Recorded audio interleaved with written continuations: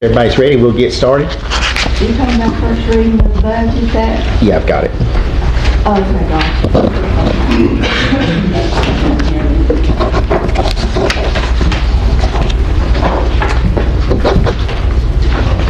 Okay, that's it. Call the roll when you get ready, Angie. Jack Banks, Here. Kenny Anderson, Here. Deb Collier, Teddy Smith, Here. Benny McCall, Here. Judge Adams. Here. Do the Pledge of Allegiance and Jack.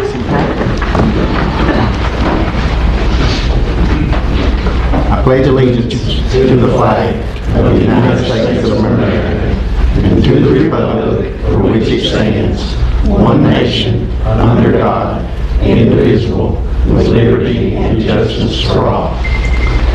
Heavenly Father, Lord, we come to you this morning, Father.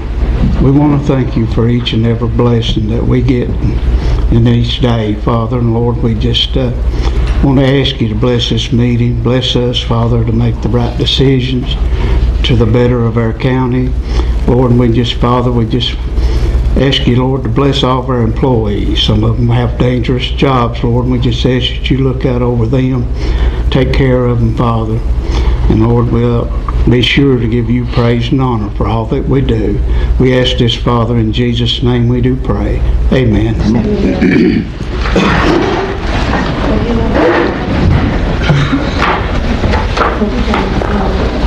I'd like to welcome everybody here this morning, Monday, April the 20th, 2026. We'll start with committee reports. Anybody got any committee reports?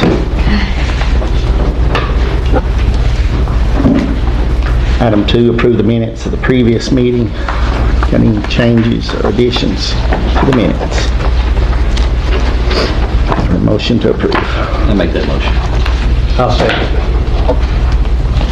Call the roll, Angie. Jack, Yes. Kenny, Yes. Deb, Teddy, Yes. Benny, Judge Adams. Yes. And Deb's a little under the weather this morning, so she couldn't be with us.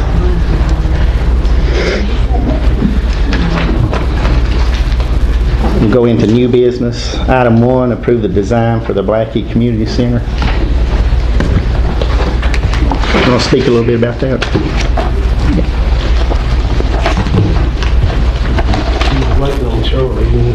Sorry, not here yet. No, he's on his way. Just asked me a few minutes ago, so he's about 3 or 4 minutes out. Well, let's just skip over that. When he comes in, we'll go back to it if you want to.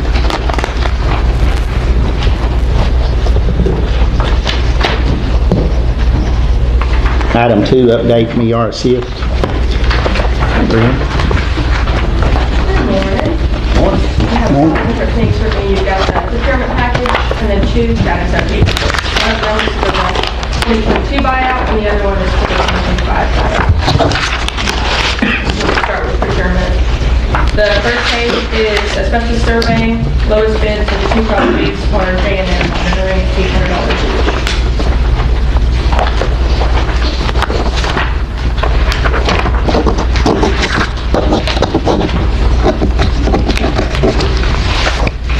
Do we have a motion to approve the asbestos bid for J&M monitoring? I make that motion. Do we have a second? A second. Roll, Angie. Benny, Yes. Jack, Yes. Kenny, Teddy, Yes. Judge Adams. Yes. Second page is asbestos abatement for 2 NRCS properties. For the Young's Ford property, Bluegrass asbestos abatement was the lowest bidder, but they did the asbestos survey. We could not go award the same, or asbestos survey abatement to the same contractor, so we recommend going with B&J transfer for that, $8,468.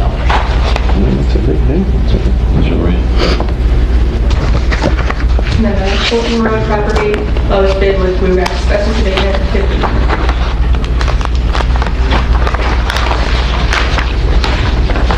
We have a motion on that recommendation, B&J transfer. I'll make that motion for B&J transfer. Second. Are you doing both of them at one time? Yes, both of them would be for B&J. The second one is for Second one Bluegrass. is Bluegrass. Oh, okay, yeah. What was the problem with the Young's Fork on the first one? We just try not to award asbestos survey to the same abatement contractor, even if they can say there's so much asbestos and charge $32,000 for it. So we can award to Bluegrass asbestos abatement, but we try not to do that. But it's up to you guys. Big difference. Bluegrass is, you know, they're They do a good job. They do a lot of these. a So lot, isn't a large concern, but lot less. yeah. I think we can go with them. I mean, Okay. it's, so the conflict is they done Yes, the inspection, Yeah. Oh, okay. I see. but they're not higher on the bid anyway, so Yeah. I don't see a problem with going with both of them to Bluegrass, if that's what y'all want to do. B&J and Bluegrass. We have that in a motion. I'll make that motion. I'll say. And the last one is appraisal. We had. Let's get the vote on this one first. Chitty, Yes. Benny, Yes. Jack, Yes. Kenny, Yes. Jones. Yes. Okay.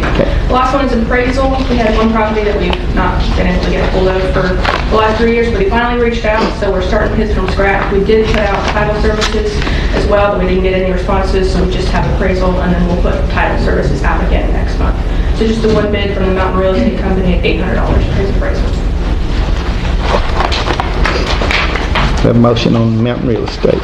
I make that motion. We have a second. Call roll. Chitty, Yes. Benny, Yes. Jack, Yes. Kenny, Judge Adams. Yes. Now, let's do a quick update on both buyout programs. So in FEMA, we've got 99 properties that are still enrolled. Of that 99, we've purchased 78. We have 4 that are ready to close. 2 properties are pending homeowner documentation, and the remaining properties have some title issues. We also have a couple property owners who are a little undecided, so they're on hold until they decide if they'd like to proceed with the program. We have 6 properties that have still not been approved for the 22 buyout, but we did send I know the state has sent an update request to FEMA, but I know they're shut down right now, so we might not get an update on that for a little while. In terms of demos for those, we have 70 of those 78 demolished, 2 are pending asbestos survey, 2 are pending abatement, and 3 are pending vacancies. And then for NRCS, of the 116 still enrolled, we purchased 90 of those. We have 4 ready to close, and then there's 7 that should be ready within the next week or 2, pending they can come in and sign some documents for us. Of the remaining 15 properties, 8 are pending documentation, 8 are still pending appraisal and technical review. All that to say, we're down to the last 2 properties in both programs. And then for demos for those, we have 32 demolished and 6 are in progress. We've sent a notice to proceed for another 6, so we're just waiting on the demo contractors to schedule those. We've got 12 pending asbestos survey, 3 pending abatement, 17 are pending vacancies. And then the NRCS program, we do have to wait for demo plans from NRCS.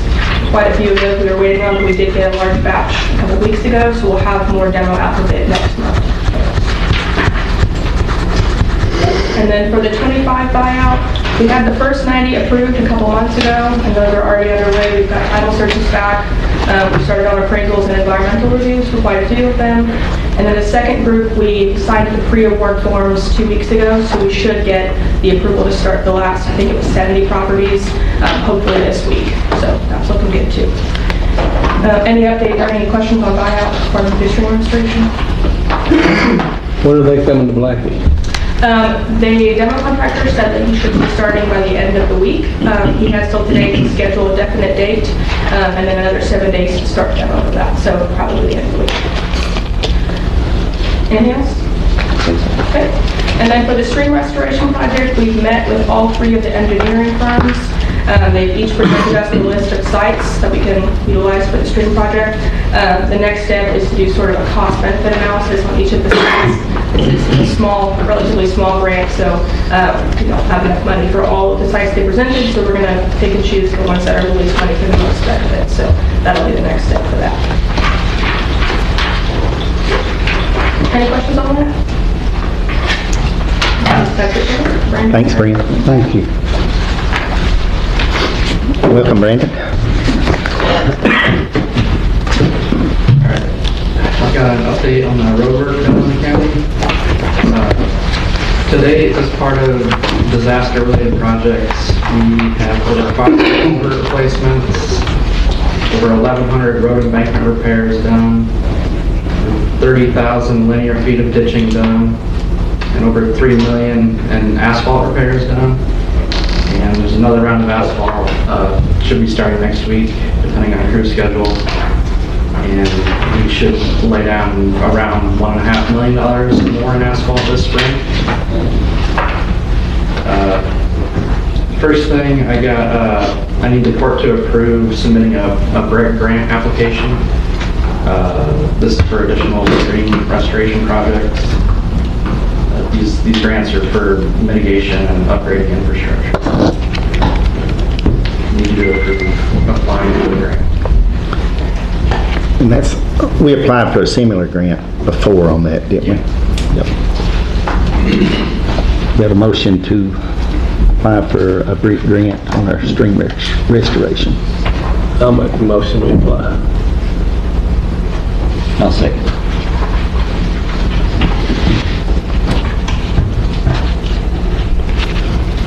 Call the roll.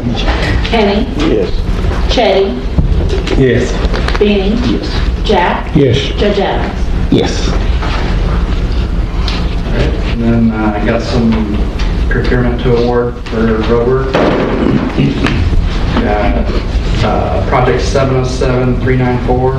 Lowest bid was B&D Construction for $10,352.83. Project 707-406. Lowest bid was again B&D Construction for $3,807.17. Project 707-358, lowest bid was CNC Construction, $3,835.75. And project 957-580, the lowest bid was Gray Gale for $12,364.11. We have a motion on the road repair projects. I make a motion to accept lowest bids. I'll second. Call the roll. Jack, Yes. Kenny, Chetty, Yes. Benny, Yes. Judge Adams. Yes. Thanks, Brandon. Appreciate it.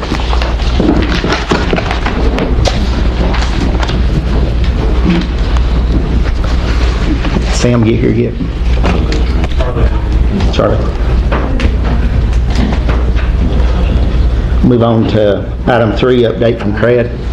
Mr. Chris back. Good morning, everyone. Thank you for having me. Chris. We discussed on Wednesday of last week, Judge Adams, some money for tire disposal. I found a funding source for that. We have flown in our efforts to map the North Fork of the Kentucky River. We have flown from Whitesburg to Black. We finished that up last week. We're beginning Blackie through Viper to Hazard this week. I would like the court to consider when would be a good date to do the river cleanup. I should have the funding through this grant by midsummer.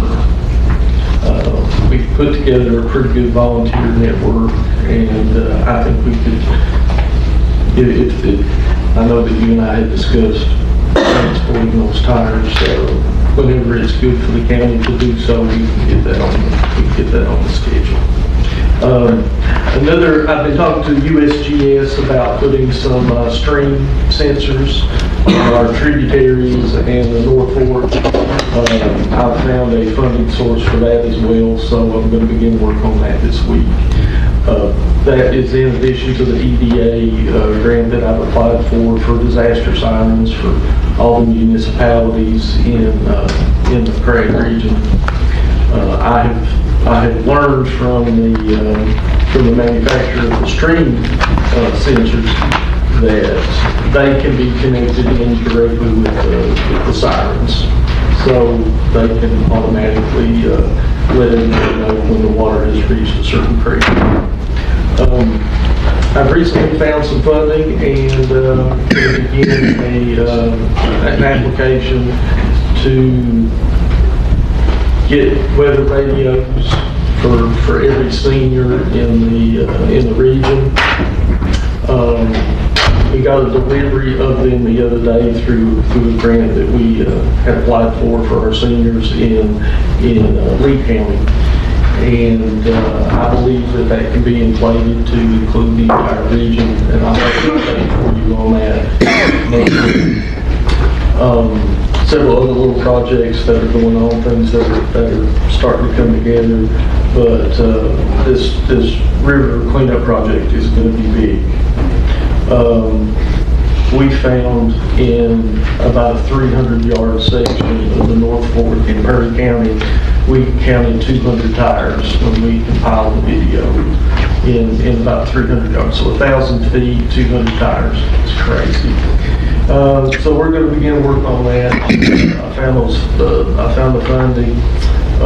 Really excited about it. I know it's something that's important to all of them, cleaning this debris out of this river. Does anyone have any questions, suggestions about how I proceed with that? I think we probably should wait maybe about midsummer. Midsummer? You think? I think the water levels will be lower and the temperature of the water in case we have to get in there and pull some of that out. But, my discussions with the Kentucky Waterways Alliance is that they will bring in their volunteers and they will bring their own john boats, they'll bring kayaks, they'll bring anything necessary to do the job. I would very much like to be able to do the entire North Fork in one event, but that's going to be tough to handle. I think we're going to end up doing it one county at a time. Of course, Letcher County is the origin of the North Fork, so we're going to start here. I've got really good support from our federal partners on it. They're going to try to free up a little bit of money here and there in support of this project. But that's really all that I have today. I should have more updates with the AML applications that we've done, and CBDG applications are starting now. So I'll have more information for you at the next meeting. But by all means, give me a call if you have any ideas or anything like that, how we can move forward. Are you taking volunteers, Chris, on the cleanup? Okay. It's going to have to. It's going to require someone with some meticulous planning skills, and I don't know if I'm that person or not. So Jack, if you want me to do that. Have a John boat. We'll get you a John boat. Yeah. No chainsaws, Jeff. But I'll have an update on that for the next meeting, and we'll get this thing cleaned up. Okay. Thanks. all right, Thanks. that's going to be a good project to get those tires and things out of there. Yes, so nice. That'd be awesome. I don't, it'd be tough to do all the North Fork, I think, but hopefully we get that done too. We'll move back up to item number 1, approve the design for the Blackie Community Center. Welcome, Charlie.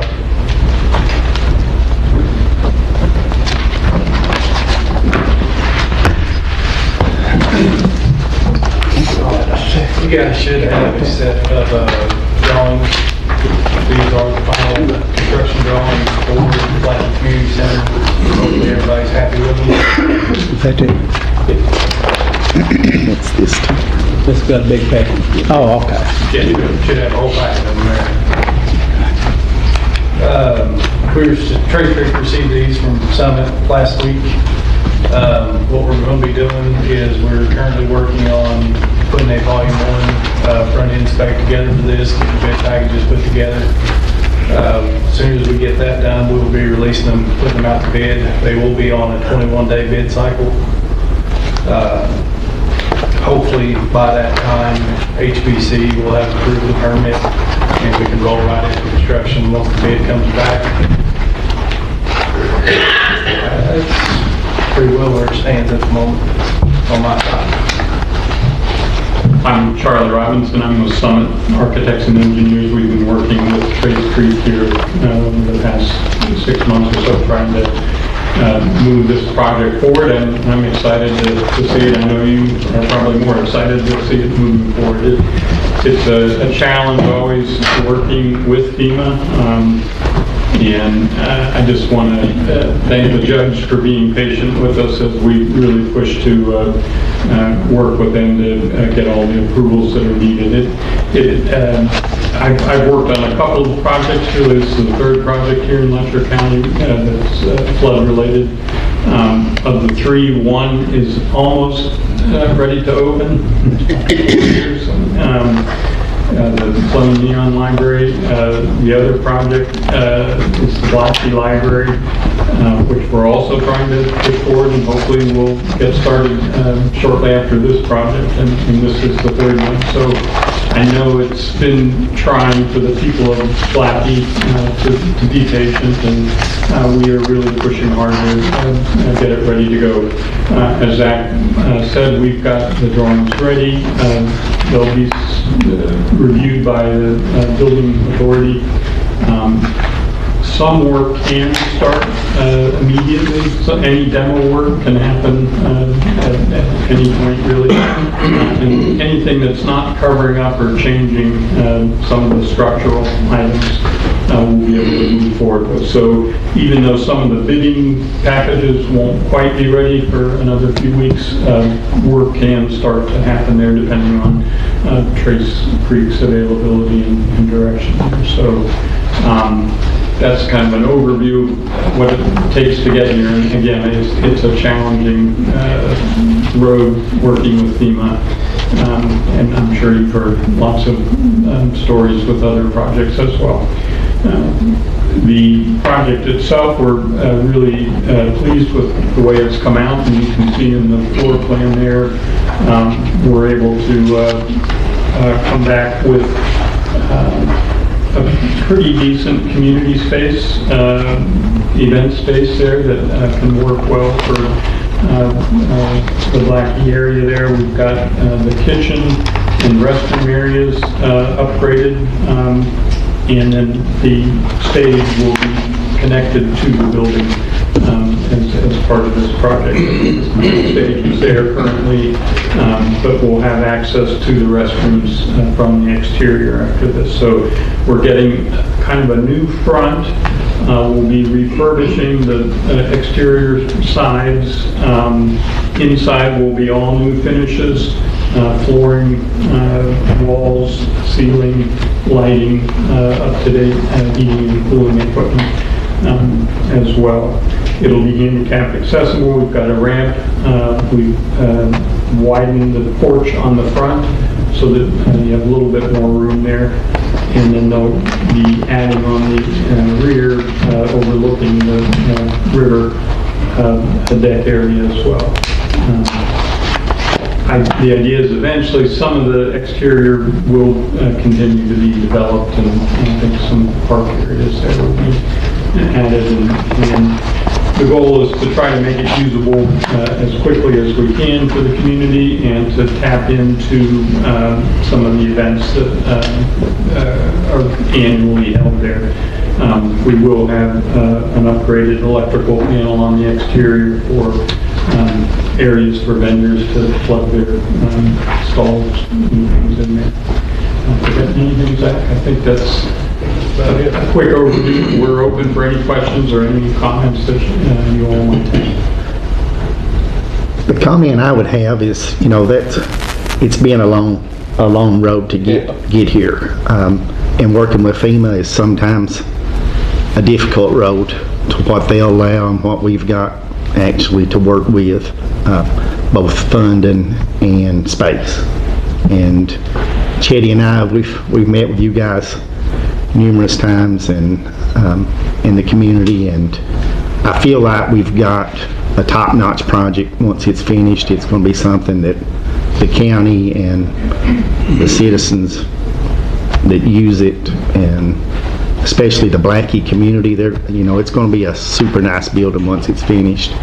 And it got rid of that old water plant building that was kind of an eyesore. And that building is going to have a brand new facelift. You know, it's going to be nice. And we appreciate everything that you all have done, and both Summit and Trace Creek to get us to this point, and to be to where that we can put it out for bid. It's nice. It sure is. It's a relief. You got anything to add to that, Chief? No, I just like to thank this group, and they've been real good to reach out to us and work with us, and I think we put a real good plan together here, and I do think it's going to be a nice building, and I think the community will be proud of it. And hopefully we have a ribbon cutting sooner than later, you know, of getting it done. We'll definitely put it on the schedule. Thank you all. Thank you. Thank you, guys. Thank you for being here today. Thank you. We need a motion on this. We do. I make a motion, we approve these plans. I'll second. Any other comments? Call roll. Jenny. Yep. Jack. Yes. Kenny. Yes. Chetty. Yes. Judge Adams. Yes, most It's definitely. gonna be a nice building, nice for the layout.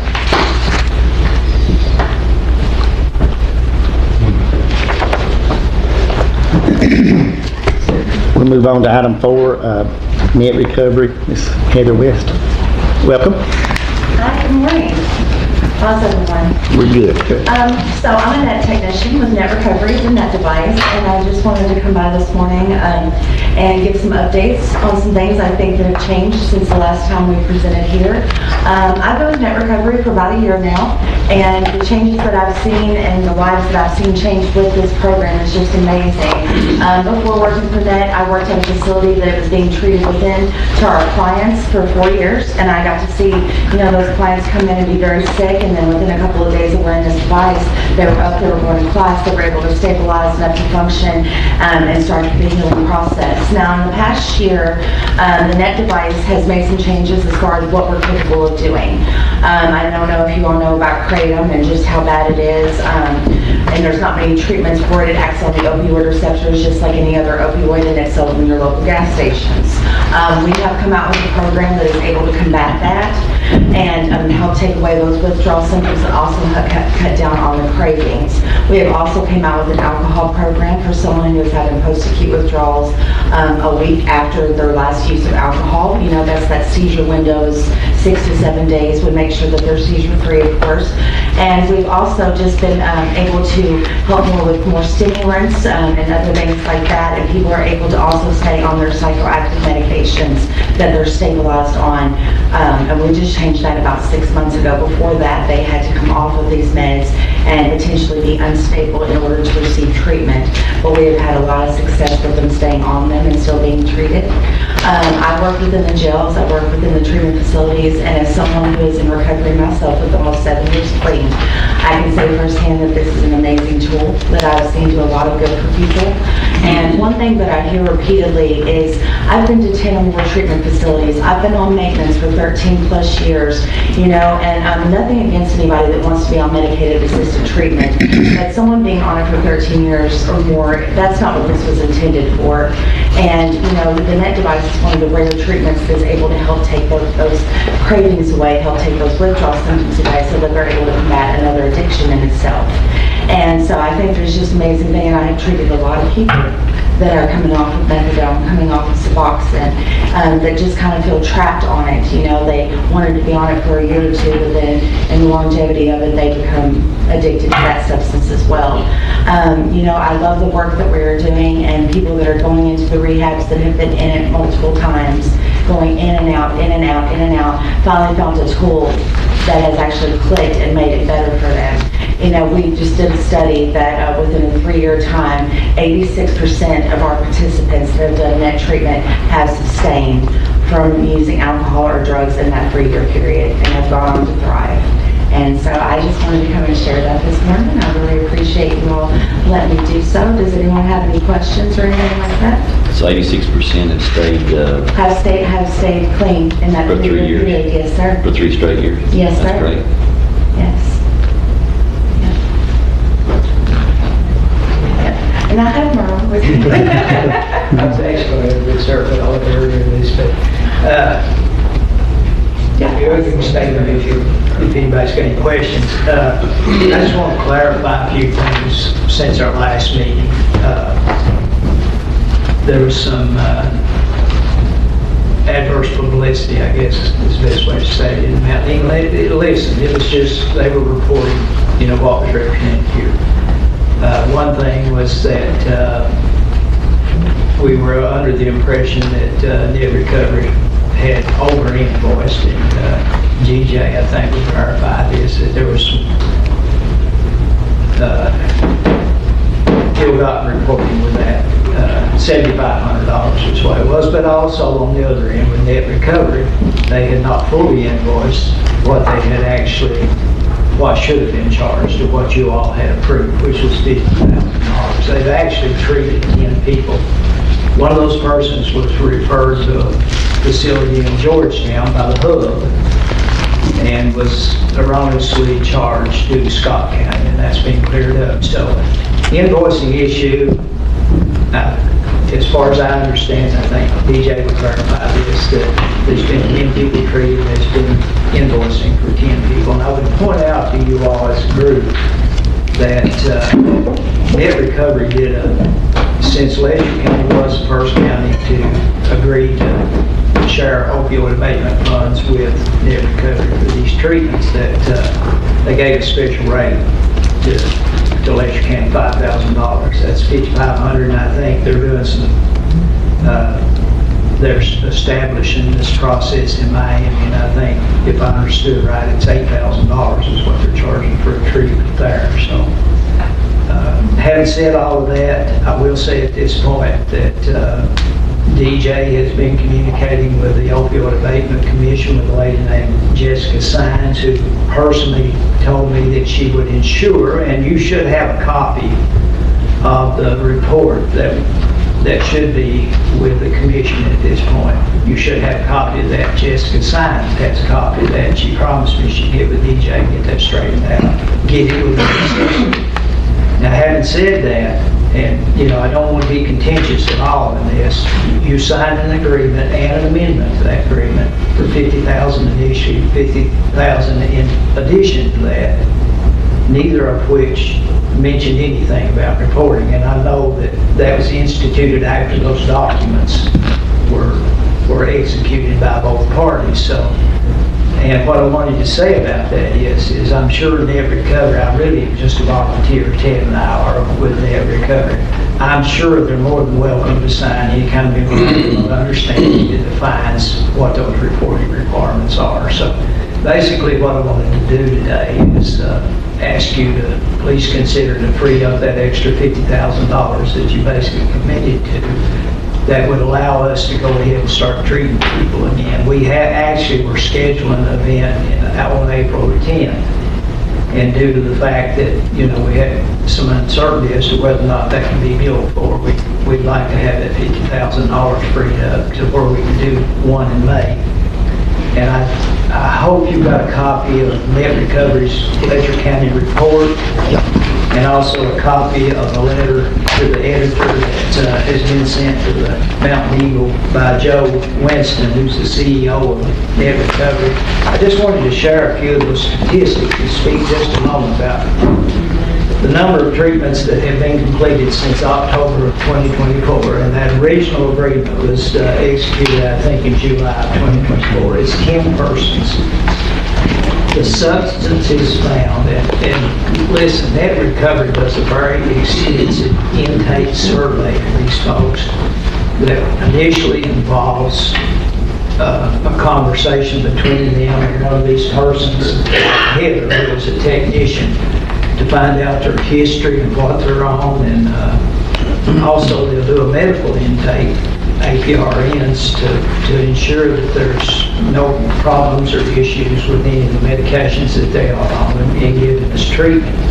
But I would point out to you, this is of the 10 people that were treated here. Some of the substances that they were on: Suboxone, methamphetamine, THC, alcohol, methadone, cocaine, fentanyl, and bath salts. I've seen statistics from net recovery that I guess generally people that they've treated since FDA approval, 70% of them test positive for fentanyl. Now, that's a pretty scary statistic to me, because I think most of us know how dangerous that drug is, how many people have actually died overdosed from that drug. So. But I will say this in addition to that, and that's not something that's on the report. They confided in us that the people that they treated here were on a plethora of drugs.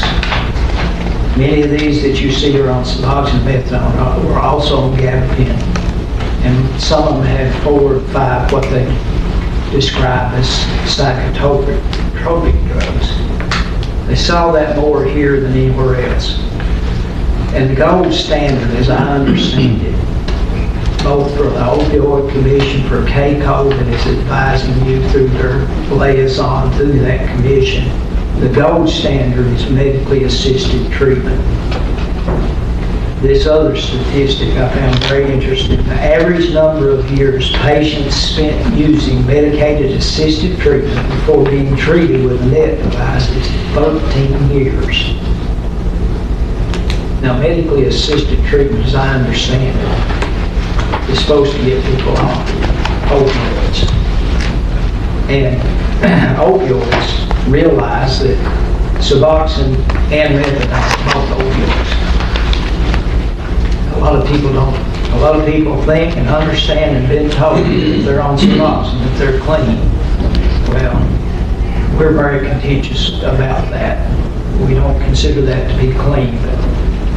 But I don't, like I said, we don't want to be contentious with anything. Number of clients, long-term medication assistance was 10. All 10 of the people that were treated down with net recovery, either at Calvary, there was one at Isaiah House and one in Georgetown.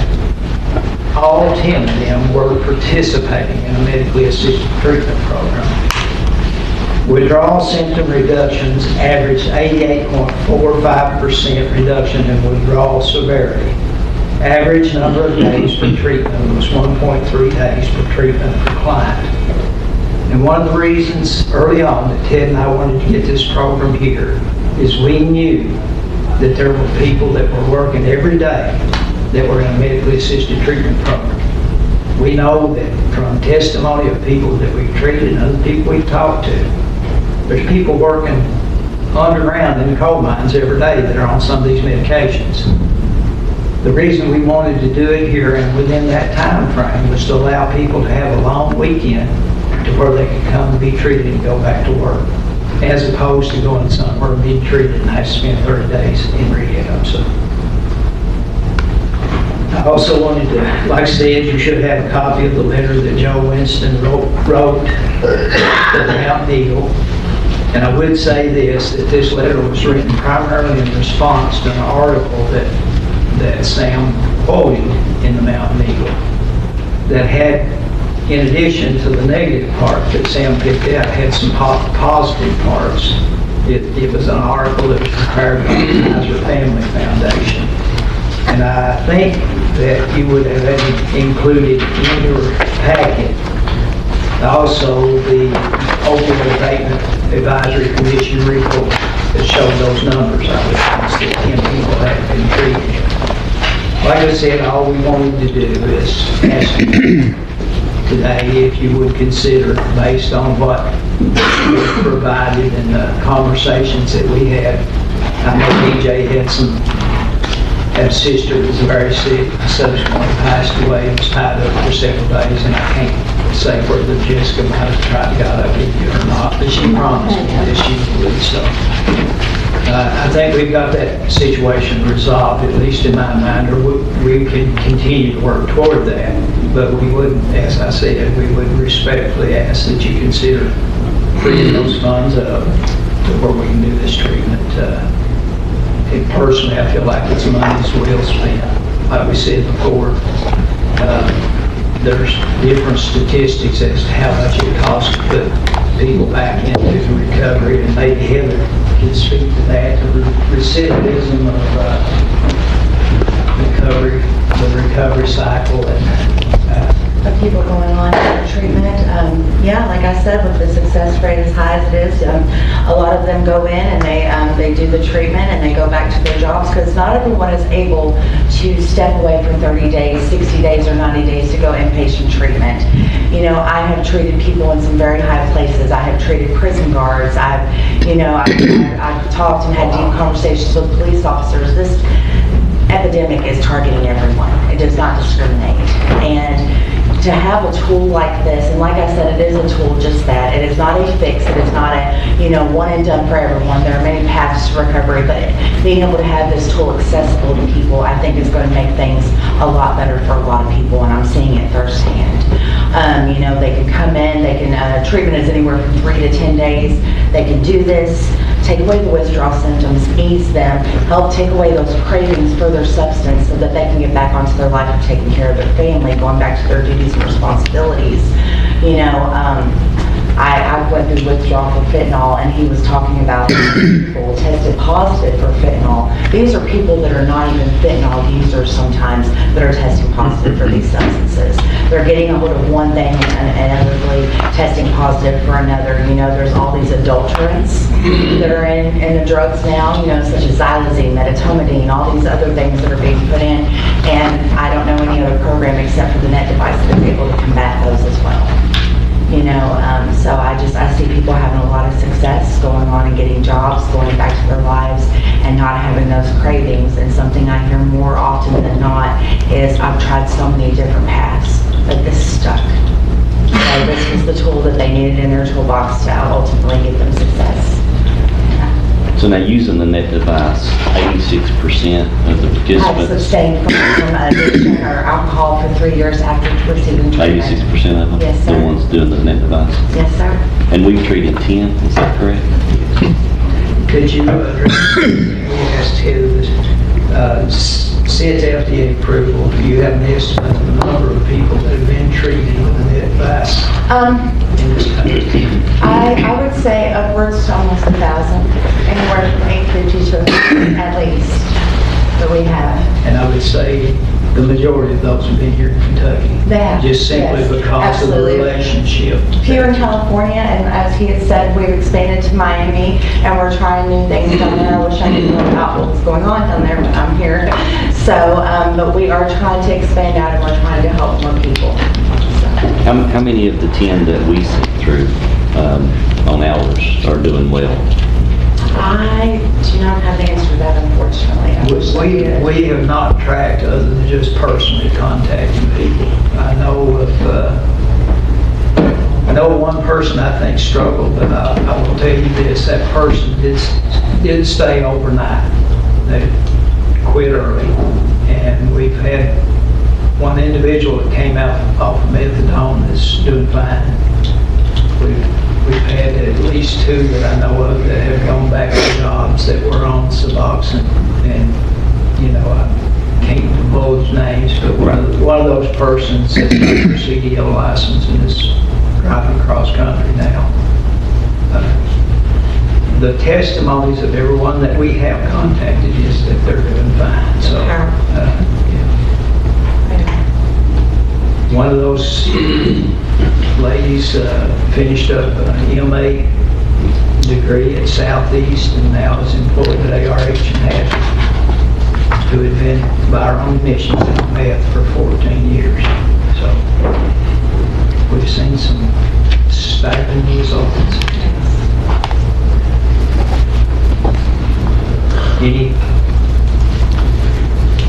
Anybody got any other questions? Once again, I want to say how much we do appreciate your all's fiscal court appropriations that you have given so far. I want to say this, and Ted's sitting back here. I don't think net recovery would have been here in Letcher County involved in the way that they are had it not been for Ted and his relationship with Isaiah House and and being around back when they initially started doing their studies to, to get it. Yeah, he was very influential, and they gave that preference here simply because of, I think, that relationship that Ted had established with them. I'll say for Heather and her friend Eric, they drove from Harrodsburg this morning. We had quite an adventure. Left at 5 o'clock. And that's the kind of people that they've got. And I will say this, through the communications that I've had with these people, there are a lot of people that, and Heather would probably support this, there are a lot of people that have been through addiction that are working for them now because it's their heart's desire for other people to be able to see that it's working, that it's true. And we appreciate it. We appreciate what we do. The only thing I would like to add is I would like to add a follow-up on the ones that we have sent from Letcher County. Like you said, that would be a great, something to Well, refer I tell to. you what, I'll pass that on to them because they have been doing these follow-up studies in an effort to provide more information to get a broader ability to treat. And some of this stuff is they're not exactly at the point, but I think they could work toward giving us that kind of follow-up with people this year.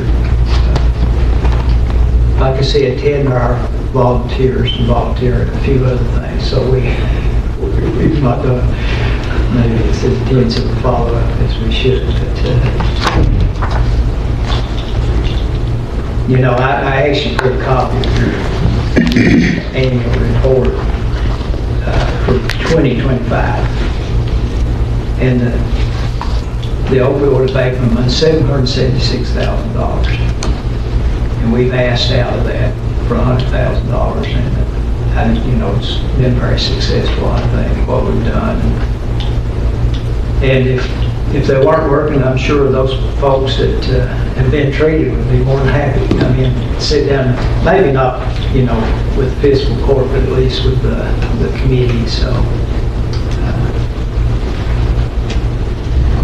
we would love to entertain a motion to free that extra money up and give you whatever accounting you want as a follow-up. Each of these persons is given an individual ID that doesn't, share any of their personal information or anything like that. Of course, Net Recovery has it. Of course, will not, release that. But we can see what they got in terms of tracking and supply that to you all and let them know that we appreciate, the results. We don't really like to quantify things in terms of numbers. Most people DJ, are we good with the opioid commission on the net device? Have they cleared that, saying it's... I do not know. They have indicated to me that this was a particular situation, that they're basically good everywhere else, but, it's just one of those things that happened in the scheme that, listen, DJ supplied them with an email giving them the deadline and everything. They had a lot of transitions going on within their organization, and they just missed it. Plain and simple, that's what happened. But it has been submitted, a copy both to her, and my understanding is they can't actually correct that themselves through that portal. It has to happen between yourself and Jessica Stein. So, and by their own admission, the Opioid Abatement Commission is way behind in establishing their public reports to make them available. So it's a process. And like I said, the process was not instituted when these agreements were made. And I'm sure they would be willing with whatever follow-up. Yeah, as that money came in, the opioid money started coming in and courts were compelled to do projects, the outline of the procedure had not been. It didn't come till later. Yeah, Right, from the come in commission, till later. so. Well, and I mentioned the gold standard of medically assisted treatment. That was based on, I've read through a lot of this information, was based on a study by Johns Hopkins University. And that was basically their recommendation to the opioid abatement commissions, that be their top priority. This was not even a concept when that study was done, when those recommendations come out. Net Recovery is working every day with the FDA to expand and work on, and they've made a lot of adjustments, if you will, in their treatments. One of them being those, when we did the first treatment, they asked the people to cut off even their psychotropic drugs. And according to what Heather's told me, there's some of those they realized through time and through study that they don't need to do that. In other words, you're taking whatever, Lyrica. Another disturbing thing to me is the fact that so many of these people were on Suboxone and gabapentin. And what gabapentin does, if you read about that, it exacerbates the effects of Suboxone.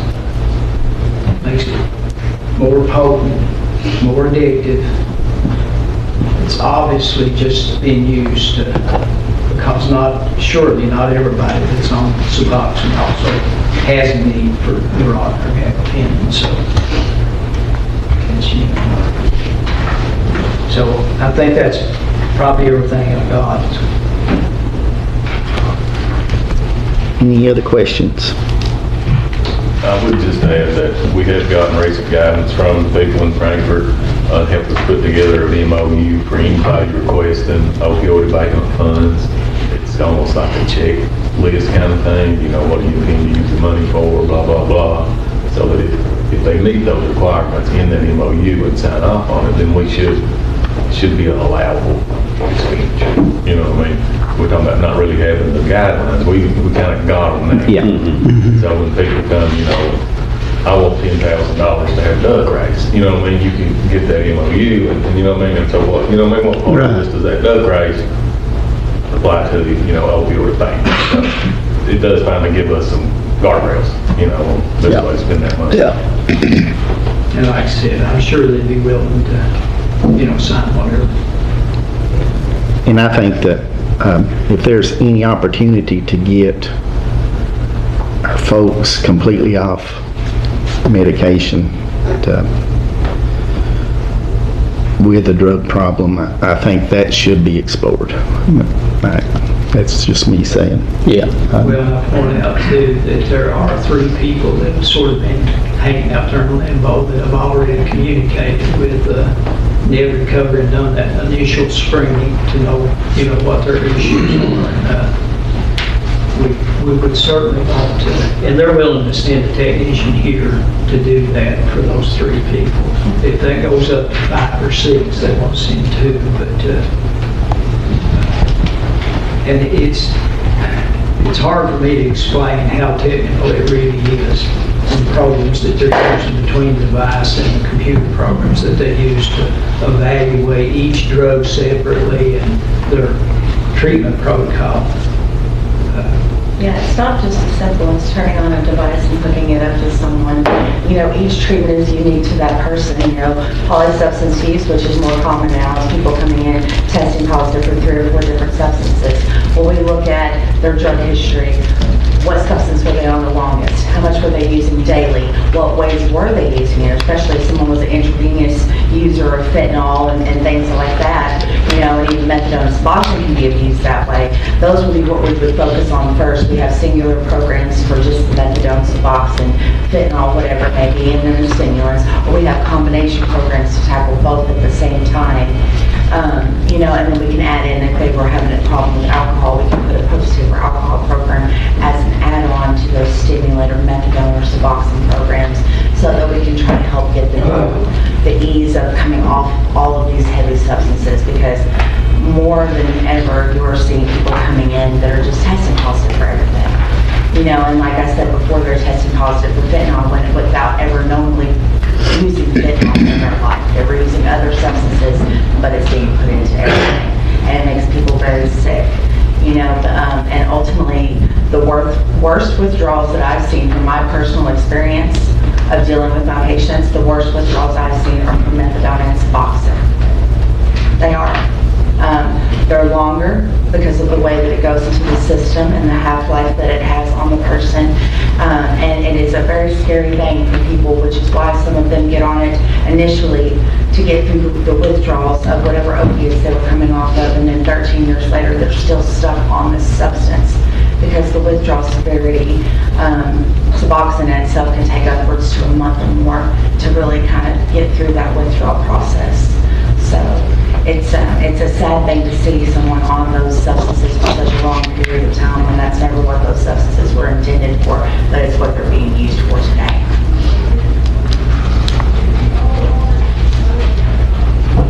Thank you. Yes, sir. Thank you all. Thank you. I suppose the motion would be that we honor our previous vote for the additional $50,000, but we require a MOU that everybody going forward is going to have to do as well if we want to proceed. I'll make that motion. I'll say. I think we should have I mean, I know HIPAA law guards, you know, protects people's confidentiality, but I think that out of the ones we send, I would like to know how they're doing. Like an average. Yes. Yes. You know, like out of the 10 is 9, you know, are 9 doing well, or 2 doing what, you know, and I don't want to dilute it to a number either, but, you know, just so we can keep That up. we know that it is working. And I hope 10 out of 10 does wonderful. Yeah. You know, I do. It would be an amazing blessing for our people. But it would be good to have a number. Yeah, I just like to throw that in there too, just. Yeah. You know. And I think that could be achieved as well. They can. An average I of- will work on getting that information to the right people so that we can get that for you. Absolutely. Oh, and that would be on the past 10 plus going forward. The next Yes. 10 or whatever. So You wanna add that? we can send 10 more now, is that correct? We can. If we release the other 50,000? Yes, sir. Yes. We sure can. And that does, you know, that doesn't just include, you know, the treatment facilities that they come into. Like Merle said, we've got some people on standby that are very interested in getting treated, a married couple and another lady, and I believe all 3 of them are on maintenance. Okay. So, I'll add that to my motion. Of the Okay, good. reporting average of Letcher County. Any other questions or comments? Call roll, Angie. Teddy, Yes. Benny, Yes. Jack, Yes. Kenny. Yes. Judge Adams. Yes. Thank you all. Thanks, Merle. Thank you.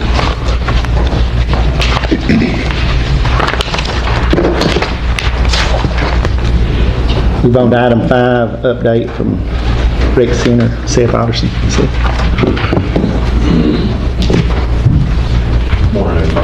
Morning. I just want to give you a quick update, throw some numbers at you. So today, or it's not been a month, at the rec center that hasn't exceeded the previous year's month. So just for example, excuse me, 2026, the first 3 months were up $19,370 compared to the first 3 months of 2025. So we're doing good. We're doing new things seemingly as often as possible. New drinks. I'm talking to a business now about starting some apparel, selling shirts and things like that. So far this year, we've had several sponsors that have renewed. Community Trust, Letcher Funeral Home, Destination U, of course, ARH, Jarissa, TBS, and Precision. And I'm still talking to a few other local businesses about not only renewing, but putting up new sponsorship signs. As far as events, we've hosted a couple of sip and paints. We did the basketball league this year. That was done completely in-house. And I would like to take a moment to thank everybody that assisted with that, coaches and things. That was a That was a community effort, but I think it went very well. Our first card show had that this year, went very well, and we've already scheduled the next one. Second annual Kids Day has been scheduled. We've hosted a pet adoption event, diabetes awareness event, health fairs. This week we have the autism awareness event. We have field trips, certainly every month, but I mean, we have plenty of field trips. We're hosting the blood drive every month, and of course we still have the senior citizens there. Floor polishing on the old bowling alley and Rockwell room, that's actually starting today. So as soon as that's done, we'll get to fill in that space with some opportunity, some more revenue. We're working on several outreach programs that use the fitness area as a recovery tool, and these are programs that pay the rec center. So we're seeing money come from places that we didn't normally see. As far as people utilizing the rec center, like sports, we've had baseball teams that practice there. If it rains outside, they'll actually come in and practice on the courts. Volleyball, basketball, softball, dance and cheer, jiu-jitsu, all of these, they pay and they utilize the rec center pretty frequently. So I'd say all in all, it's going in the right direction. We've just got to keep moving forward. So if anybody has any questions or concerns here, I just wanted to get that update. What did we decide, Seth, on that laser tag room? Did we moving forward with that? It's been approved. Okay. The floor polishing starts today. Haven't found the funding for it, but even if the laser tag, even if we don't find the funding for it, I have something I can put in there until we get the funding. Okay. So one way or another, something will be in there. Good deal. I'd like to add too that Seth he works this every day, and we appreciate the work that you do there. I know it's a monumental task to keep up, but it is well worth it. Get a lot of folks in I appreciate there. the opportunity, and like I said, I've got a good staff now, and we're doing everything we can. I feel like just to move forward, to constantly press the bar. Good deal. Anything else? We appreciate you, Seth. Yes, sir. Thank you. Item 6, discuss management audit for the resolution for Kentucky Power. Gentleman brought this resolution. You want to speak on it again? If you don't care, Judge, I'd love to hear from the Kentucky Power representative that's here today too, before I come up and speak, if it's okay with you, just to kind of see their points on it, if they're willing to, if they have anything they'd like to say. Well, we'll just move forward with what we're doing here. If they don't want to talk, I will. I'm just saying if they... It's up to you guys. You don't, I mean... Judge, that's like what we got here already. Right. Okay, that's fine. I just wanted to give them an opportunity. If you would just be brief, we got a lot of... Yeah, so just to be brief on this, I think everybody is aware from the last meeting really what this is. I think it speaks volume that Kentucky Power showed up today. So I think that's a big step in the right direction. Hopefully they will work with us on this and moving forward work with us anyway. And I hope this court will join us because we've already had 2 pass the resolution, Pike and Floyd County. We've had 2 more have commitments to pass in the next upcoming meetings. So I do hope that you guys take this up, pass this today, and stand with the people of Letcher County. This is not about regulation. This is about representation. And you're representing the people of this county who are hurting, who are struggling. And I'm not asking or saying that Kentucky Power has done anything wrong. I'm asking them to prove it. Something that we all understand. To show us where their money's going. Let us see it for ourselves. If they do that, we can move on, move forward. That's all I'm asking. It's not something that's super complex. I'm not blaming anybody. I just want to move forward with this. I hope you guys pick this up today, pass it for the people of Letcher County. Thank you. Jamie, you want to read that resolution for us? I'll read the portion of it as far as now therefore be resolved by the Fiscal Court of Letcher County, Kentucky. The Fiscal Court supports the ongoing management audit of Kentucky Power ordered by the Kentucky Public Service Commission, encourages a thorough independent objective review of the company's management practices and operations. The Fiscal Court respectfully requests that the Kentucky Public Service commission ensure timely transparency and public accessibility regarding findings and recommendations of this audit to the extent permitted by law. The fiscal court urges the commission to consider the impact of utility management decisions on the citizens and economy of Eastern Kentucky, including those residing in Letcher County. The fiscal court respectfully urges the Kentucky Public Service Commission to suspend, reconsider, or otherwise revisit the approved rate increase for Kentucky Power until the order of management audit of the company has been completed and its findings are made available to the public. The fiscal court encourages the commission to make the results of the audit publicly available and take any actions necessary to protect ratepayers and promote responsible utility management. And then the clerk of the fiscal court shall transmit a copy of this resolution to the Kentucky Public Service Commission, members of the Kentucky General Assembly representing Letcher County, the leadership of Kentucky Power, the Office of the Governor of Kentucky, and the Office of the Kentucky Attorney General.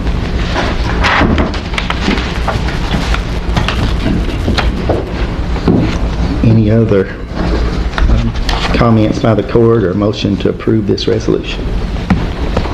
I'll make a motion to approve the resolution. I'll second it because they destroyed their people here. They can't afford these high rates. Yeah. There's no way.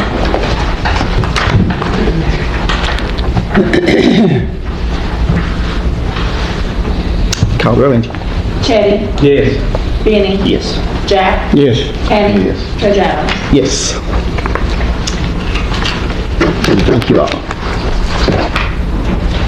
Move on to item 7, jail commissary report. Welcome, Joe.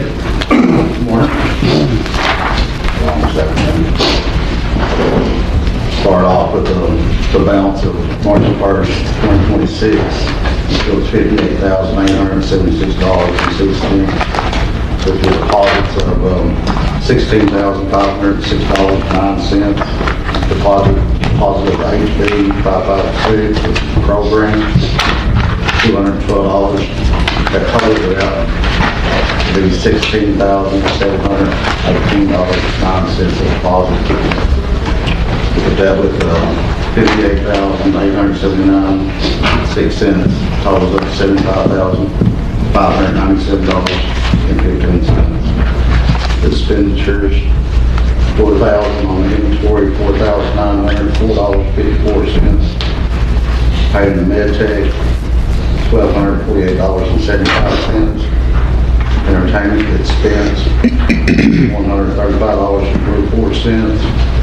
And make state payroll, $1,730.81. And reimbursement on paying back on half on the commissary, $839.51. Paying half back on the transport for doctor's appointments, $839.51. The fees and co-pays collected, $2,726.38, which totaled $12,444.94, which leaves a balance of $63,152.21.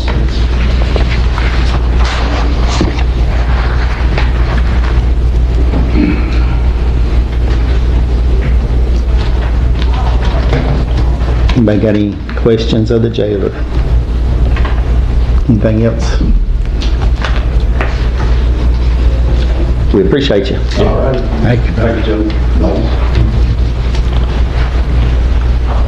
Item 8, approve opioid funds for the MAT clinic, which is Medicated Assistance Team. This is an application that we got, DJ, for more funding to be administered. Is anybody here with that group?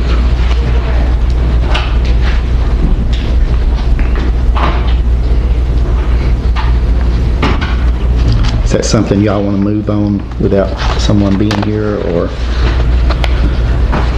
to request those folks to come back? Yeah. You want to pass it? Do you know? I don't Just know. wait till somebody can explain it. Yeah. Do that.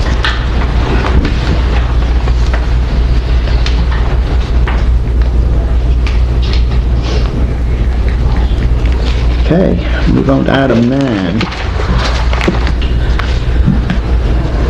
Discuss road repairs on Perk Creek, Chestnut Drive. We had the surveyor went up and surveyed that.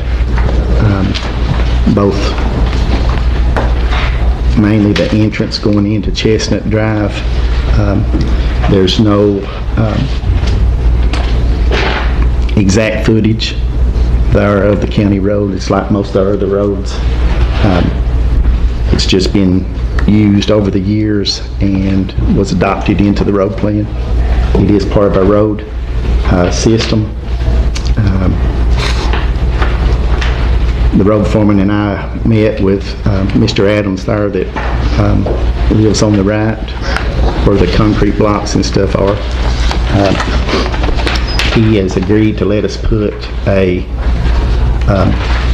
guardrail there in that corner, which will take out, there's a tree there that's probably about 6 or 8 inches through.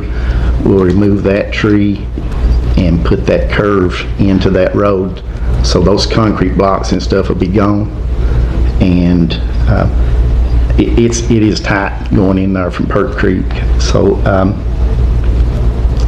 that's a project that's ongoing. We've got the materials to fix that with on hand, and we'll get that took care of. We also, it's part of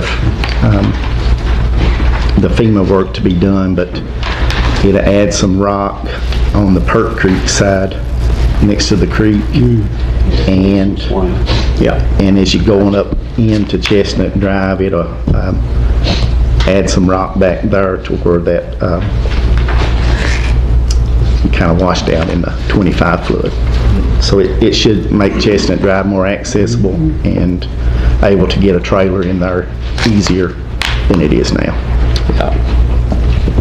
But as far as the survey, there's no actual width of the county road, but this should define that road for us and make it better for everybody. Can I add just one thing? I suggest that the county road department make it accessible to their equipment, because graders and other things have been unable to get into the hauler. And as he said, approximately 250 feet. It kind of makes a little turn there. Yeah, it makes a little turn, but the drainage cuts across the road. Culvert or something like that at that area with the ditch on the right will resolve that. There's no drainage that comes from his property. It's all coming from the incline. Up the road, yeah. That, and as I say, be sure that they can maintain it, because they have to be able to get in there. Okay. Thank you, sir. Thank you.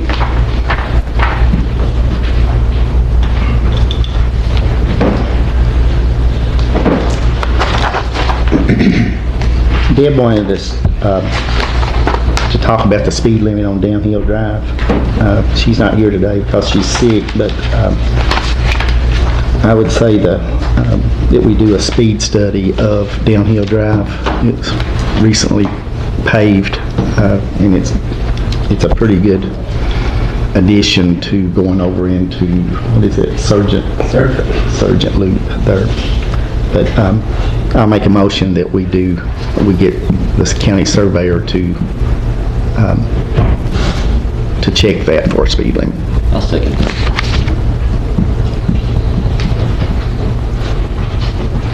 Call the roll, Angie. Kenny? Yes. Cheddy? Yes. Benny? Yes. Jack? Yes. Sajak? Yes. Item 11, we was working with CRAD to get resolutions on the road list, the ones that we had discussed that no longer was county roads, and the ones that are the county roads. But when we come into this meeting, they gave us that resolution yet, so we'll do that next month. Item 12, approve the developer agreement between the county and Homes. You got that, Jamie? Yeah, it's quite a lengthy contract. which is difficult when you're doing these federal dollars for these housing projects. I don't have anything objectionable. I found in there that they're all pretty standard. So I wouldn't have any reservations recommended for it, folks that enter into this agreement and get the judge to decide. In this agreement, it was compiled for us by Department of Local Government, and that just, it kind of binds us with Homes Incorporated on doing the higher ground housing sites. We have a motion on that agreement. I'll make it. I'll second.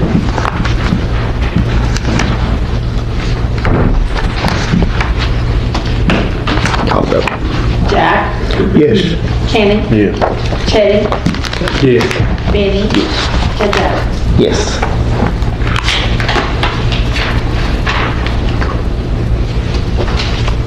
Item 11, approve the Fleming Young project. That's the high school renovation project. And there's several different appendages to that. First one would be the contract agreement. You got those two, Jamie? Yes, let's see, with the contract, it's like it's for $4.8 million, for those apartments up there. And it's again, basically the exact, very, very similar contract to what we just talked about on this federal funding contract. I don't have any reservations about you guys agreeing to enter into that. There is a resolution that is now therefore be resolved that as required by CDBG-RDR grant agreement, the Letcher County District Court will commit to make any cost overruns if the project not be completed with the anticipated budget. Any cost overruns will be the final responsibility of the Letcher County Fiscal Court.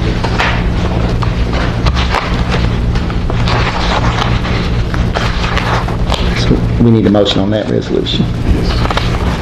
I make a motion. You have a second?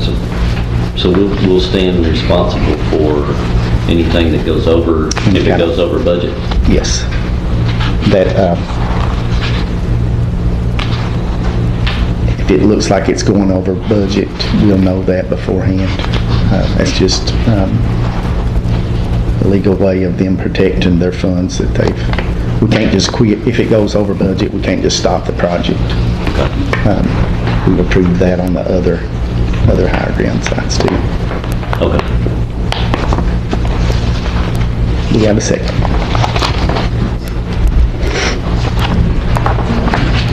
I'll second. Call roll on you.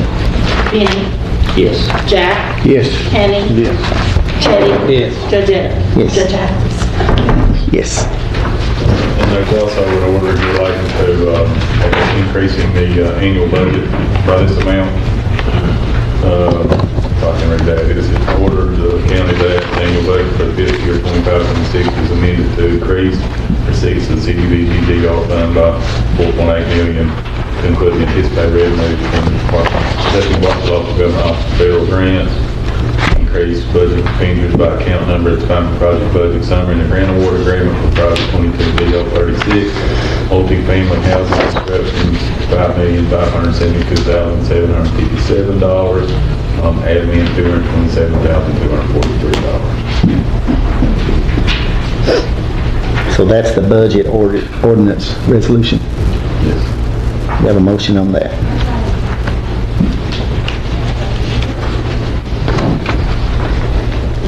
I make a motion on that. I'll second. And that's just adding that funding into our budget. That's what you Right. just read, Johnny, that very last time. So I was talking to order relating to that. So that just says we have to do a budget amendment for those when the time comes. Sounds good to me. Okay. Yeah, because we have not received them. Right. We're going to have to pass that to the extra too tonight. Is that your understanding that we wouldn't need to attack the budget until we actually receive that money or? That's the way I take it. budget amendments are done after the money is received. Right, this is just passing and anticipating that funding coming.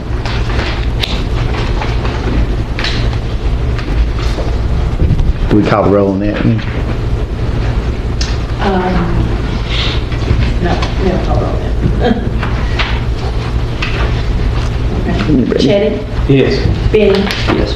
Jack, Yes. Kenny. Yes. Judge Adams. Yes. So did that cover the contract agreement as well, Jamie? Probably, let's say, did the resolution include language I about? don't think it, Yeah, let's just cross over and vote off on the contract. Oh, this is for the apartments. Okay. yes, it is the. Yeah, I'm having to go back and read that again because I was like, I don't know about that. Okay, I see. Yeah, Yeah. it's with home. Okay. So we need to approve the contract agreement with Homes to actually do this project as well. And this is all with the multi-family housing at the Yeah. old high school building. I got it now. I didn't, that first page threw me for a second. I was like, I need to hold up and get on my It's gonna be liable for something. Yeah, I don't like doing that, but, yeah. So the first page is that contract. Yeah. And the contract is for $4.8 million. Right. To do the project at the high school. Right. We didn't get a motion for that. Right. Yeah. We need a motion to approve that contract. I'll make that motion. Through the contract. I see.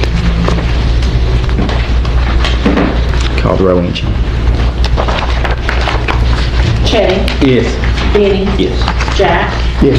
Kenny. Yes. Judge Adams. Yes. And then all we like is the pre-approval letter.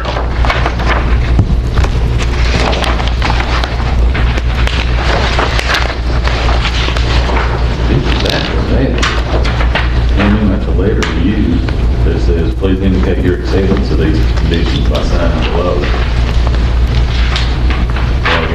That's the contract, right? Yeah. Was that part of any previous motion? Just Yeah, that's the one we went over. So that's everything in there. Yeah, that's what hung me up, Jamie, for a minute. Yeah. So the pre-approval letter, we don't need a motion on it. I wouldn't think so, since we've already voted to sign the contract. Right. Okay. All right. So I have can we run this money, this $4.8 million, can we run this through our housing account that we already have set up? Or does this need to be a separate account too, because it says it's CDBG funds, right? Yes. It basically says to handle the same way you do all your other CDBG funds, you tip up in separate accounts. For those CDBG grant funds. Well, not necessarily. But when it's something this huge, I think with the amount of this money that we should set it aside in a separate account. It'd be easier to track it. Easier to track. Just call it Bloomington High School Park. Yeah. I think that would probably be the best. Yeah. You need a motion to open an account, please? Yes. I make. I second. Leon High School. That way we'll have that account in order whenever that funds come I think in. that's the best way to do it, keep it simple. For that amount of money. Yeah. And just call it Leon High School Apartments Fund. Yes, yeah.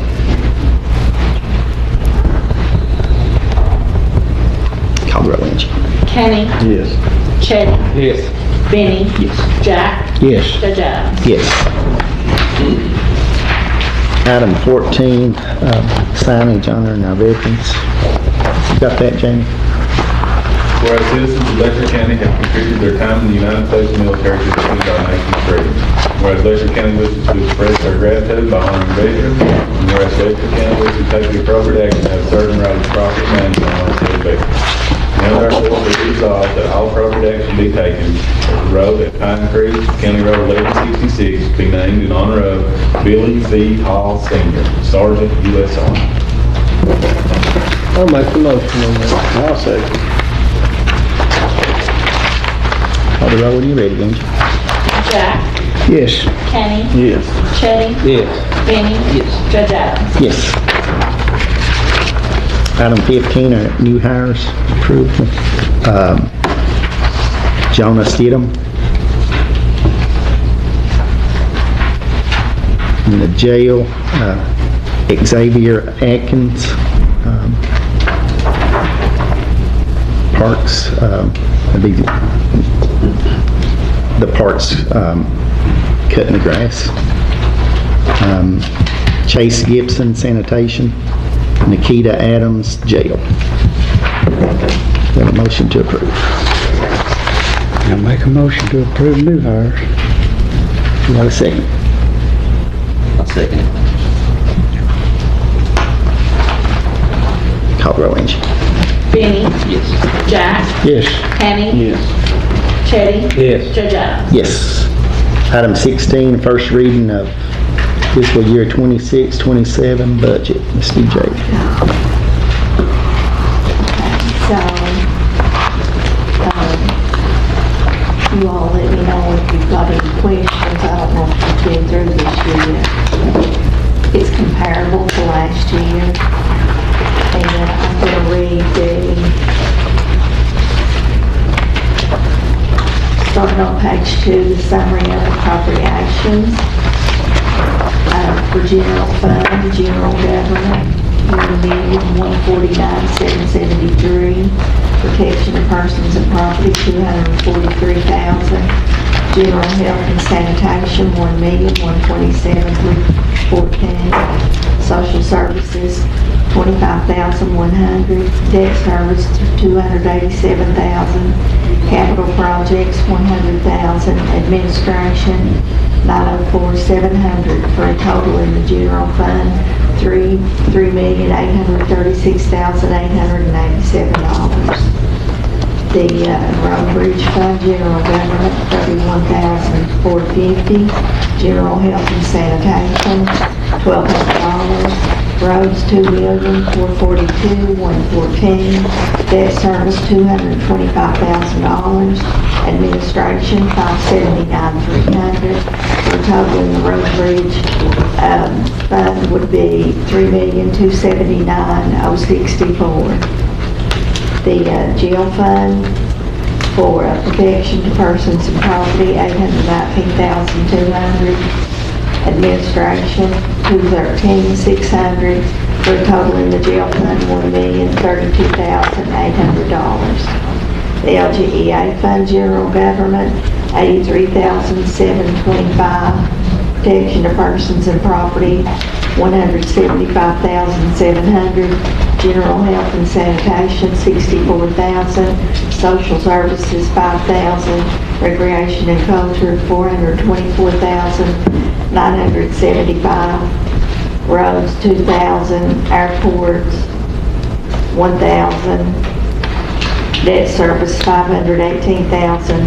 Capital projects, $1,000. Administration, $129,100 for a total of $1,404,500 for budget EK Safe Fund, general health and sanitation, $200,000. Roads, $250,000. Debt service, $100. Capital projects, $49,900. Administration, $1,000 for a total in the EK Safe Fund, $501,000.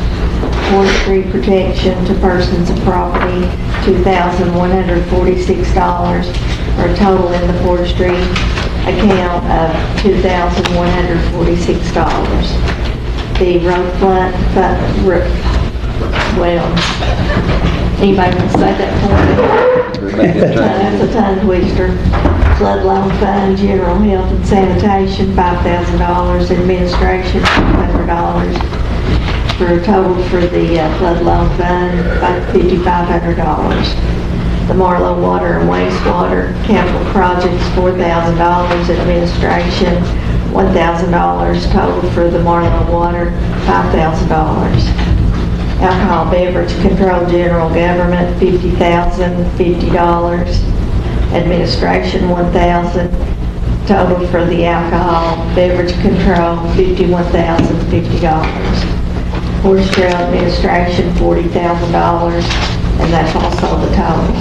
Tourism Martin M. Bates Fund, administration, $7,380.75, and that's also the total. Police Memorial Fund, Recreation and Culture, $505, administration, $100. Total for the Police Memorial Fund, $205. The grant account, General Health and Sanitation, $1,000. Social Services, $20,000. Recreation and Culture, $1,000. Roads, $2,000. Capital Projects, $80,000. Total for the grant account, $104,000. The Clerk Storage Fees Fund, General Government, $15,000. Administration, $100,000.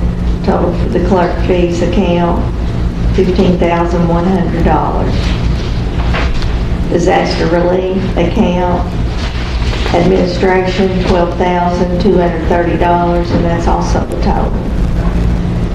The ARPA account, general government, $1,000. Protection of persons and property, $2,000. Recreation and culture, $25,000. Capital projects, $5,000. Administration, $67,500, for a total in the ARPA account, $100,500. Former City of Blackie Fund Roads, $1,000. Administration, $49,270, for a total of $50,270.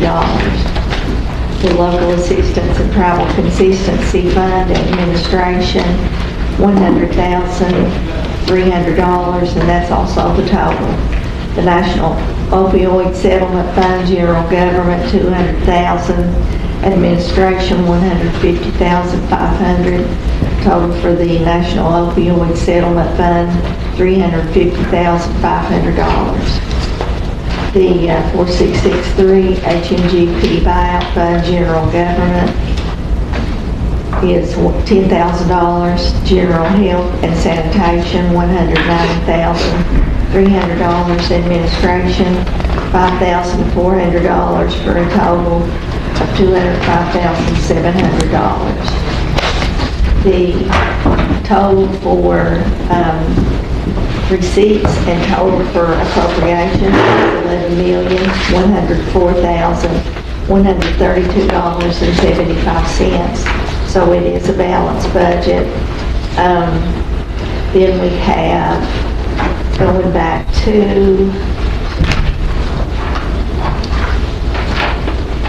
page, I can get back to it.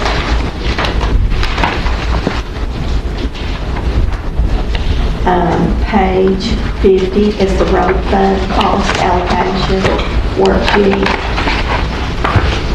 The truck license is only $222,000, so even though that comes out to $256,000, we won't be able to make that transfer for more than what the truck license fee is. So that's our road cost allocation. Then we have a liability section that's getting smaller. Thank the Lord. We have our last payments on our courthouse is going to be in this coming fiscal year. So the courthouse will be paid for. Thank goodness. We have one rec center that's paid off, so we've got 2 more left, and they are reflected on here with how much will be coming out in the current budget, or in the next fiscal year budget. And then for the road fund, the only liability that we have is for the Mack truck that we lease every year. And that shows you the numbers on that and what will be coming out for the total budget on that. The next 2 pages is the annual standing order, and that's going to be a separate, that's a separate item on the docket. Then we have our tax rates and the signature page. Do you all have any questions about any of the receipts or the appropriations or anything like that?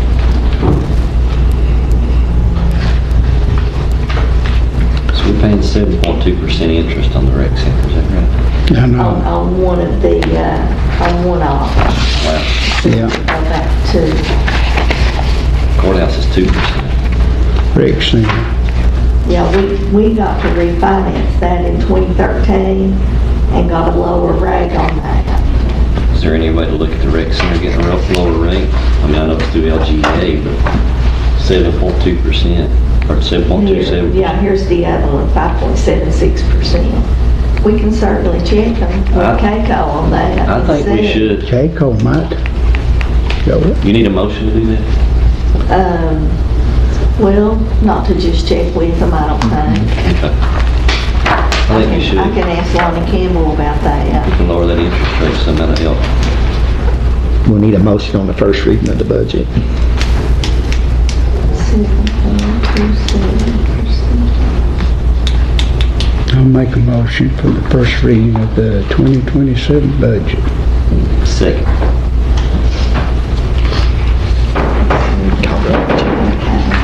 Chitty, Yes. Benny, Yes. Jack, Yes. Kenny, Yes. Judge Adams. Yes. And when you ask Lonnie on that, that interest, Yeah, we don't want to increase the years. No. we- absolutely. No. Okay. Be sure that he understands that if we,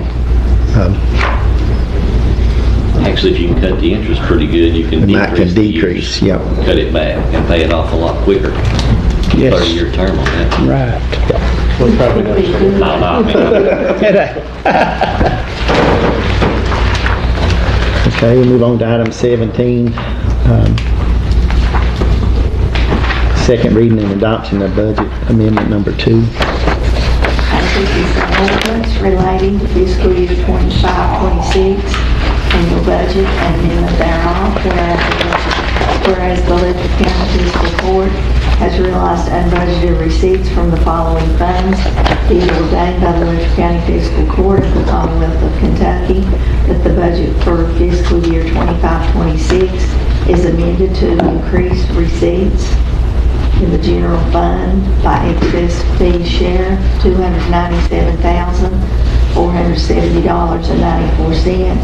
General fund state grants, $802,153.17. Road, EK Safe, $1.8 million. LGEA for LGED grants, $399,688.48. EK Safe Fund federal grants, $1.8 million. The grant account, grant, state grants, $924,000. And the buyout fund federal grants, $4,310,513.80 for a total amended revenues, $10,333,826.39. It will also increase appropriations in general fund by $1,099,624.11. The road fund, $1.8 million. LGEA fund, $399,688.48. EK Safe, $1.8 million. The grant account, $924,000. And the buyout fund, $4,310,513.80, which will also increase the appropriations by $10,333,826.39. This was approved first reading by the Letcher County Fiscal Court on the 16th day of March 2026 and signed by County Judge Executive Terry Adams. It was approved as to form and classification the 25th day of March 2026 and signed by Robert O'Brien, State Local Finance Officer. We have a motion on the second reading and adoption of 2026 budget amendment 2. I'll make a motion. We have a second. I'll second. Angie. Chetty? Yes. Benny? Jack? Yes. Kenny? Yes. Judge Adams? Yes. Item 18, approve annual standing order. Okay. The annual standing order that's in your packets. Get rid of it. Because we are adding to it for our new gas card. Because we've already had issues with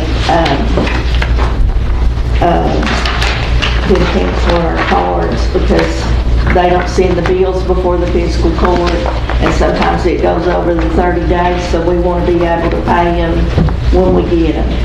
So I'm going to pass this around. Pass that new. So that's a new one, right? This is a new one. This includes the Wix bag on it.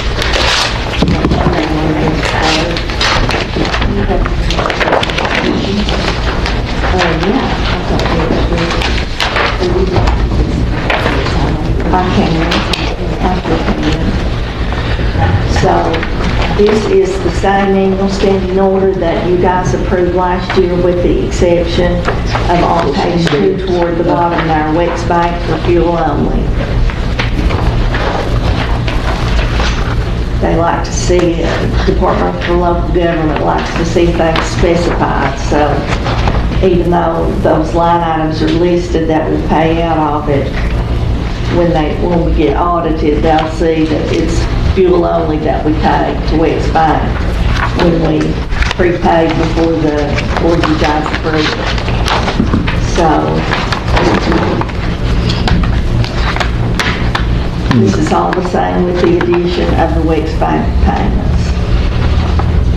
Any question on the standing order or motion to approve the latest one? Yes, sir.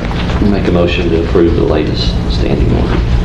Which includes that Yes. Wix Bank. And I'll just switch that. We have a second.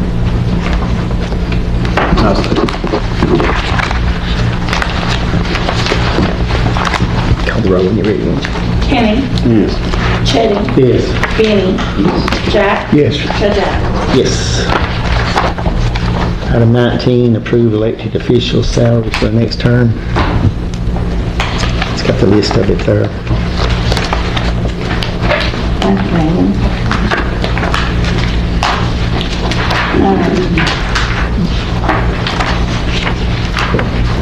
This is the only time in the 4-year term that you can actually change those numbers. And it's from the outgoing court to the new court. It wouldn't be changing anything from the old court, it'd be to the new. Incoming court. And you're required to approve it before the primary election, so it has to be done in April. But So then you're there's going to that, affect January 1st, basically. Yes. this one will Yeah. start January 1st, that's right. And then there's that little, fine print at the bottom.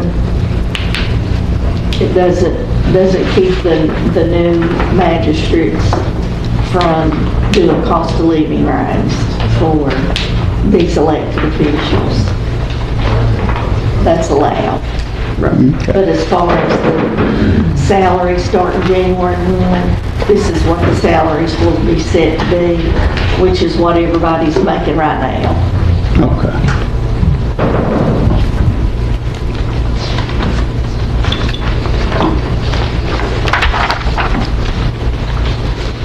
We need a motion to approve or any changes.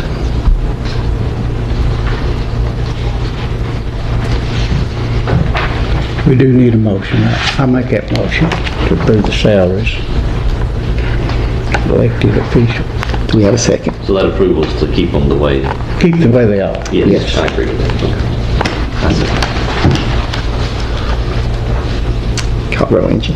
Jack? Yes. Kenny? Yes. Chetty? Yes. Benny? Yes. Judge Adams? Yes. Do we have, is there a separate motion on the CPI, DJ, or is that included as this is? Different motion on the one now. The annual CPI rate? Oh, no.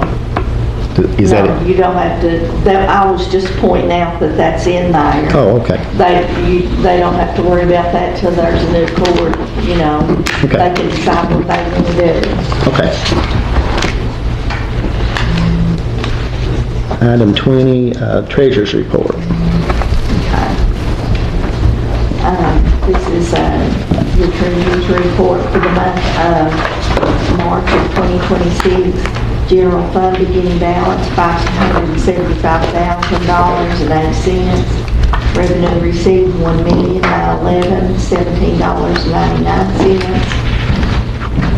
Disbursements, $366,453.87. Any cash balance is $2,119,564.20. And that is so huge because we got, you'll see in the transfers, $1.7 million that they just willy-nilly put in general fund instead of the buyout fund. So I'll be transferring that out. So it's actually $2.1 million less, $1.7 million is really what the balance is in that. Okay, the road bridge fund beginning balance $5,877,572.08. Revenue received $63,423.89. Disbursements $808,985.94. Any cash balance is $5,132,10.03. Jail fund beginning balance $126,374.30. Revenue received $27,608.66. Avoided check for $257.60. Disbursements $99,529.17. Any cash balance is $54,711.39. LGEA fund beginning balance $875,828.56. Revenue received $16,392.69. Disbursements $145,855.47. Cash balance is $746,365.79. The forestry fund beginning and ending balance is $2,768.20. The horse trail CD is $40,000. The ARPA account beginning balance $196,435.86. Revenue received $25.03. No disbursements. Any cash balance is $196,460.89.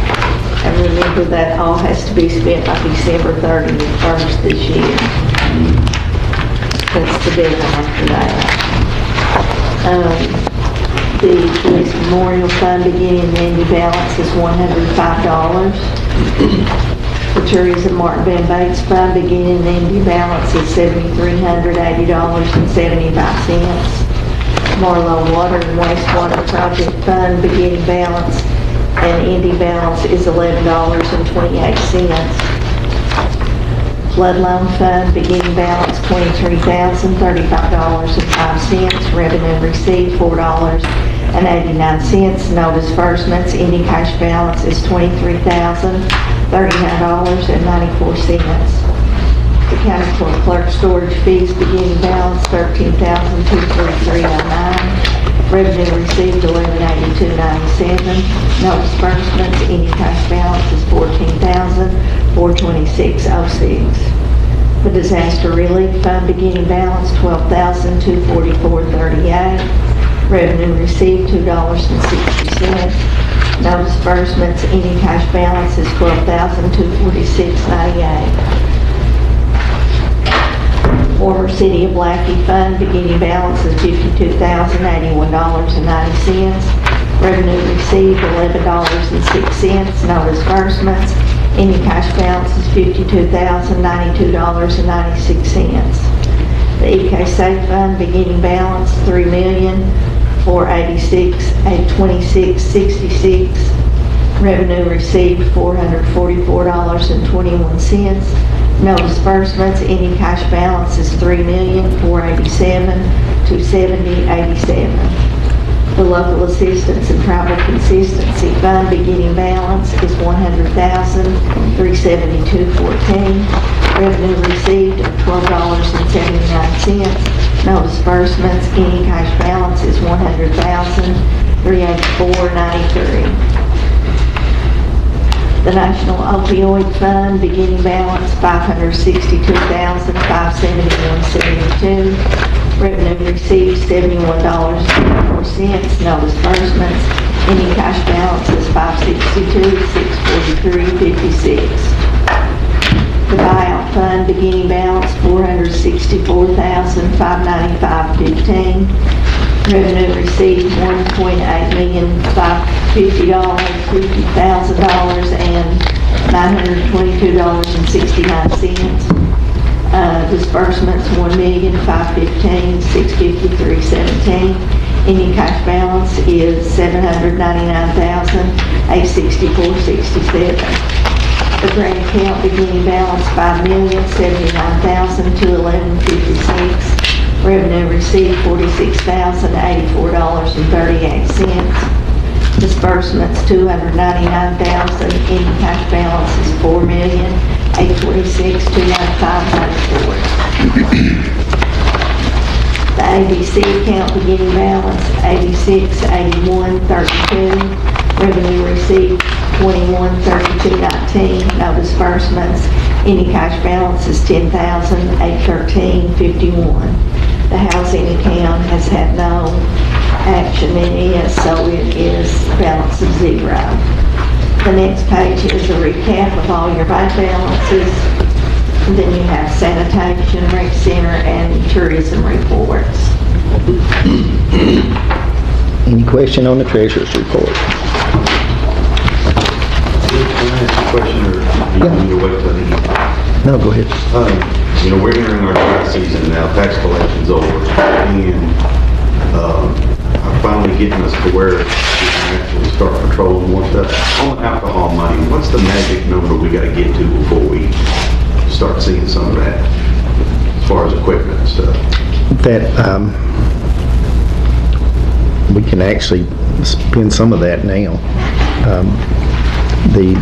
The only thing that we've got coming out of it is just the ABC coordinators' salary. Okay, may I meet with you on that and see Yeah, what we can do with that, okay? sounds good. Thank you, sorry to interrupt. That's all right. Move on to the transfers. Thing transfers. Okay, so I've got you guys a sheet for that. So there's one page on the back of that. I would just tear that off and tear it up too, because this is the real thing that has you right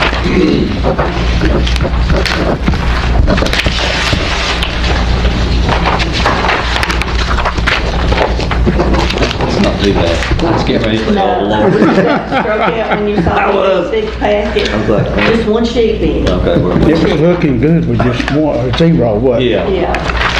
That's the first thing I looked at. I thought, let's not do that. No, She said- not 10 pages. Yeah, she said, wait a minute.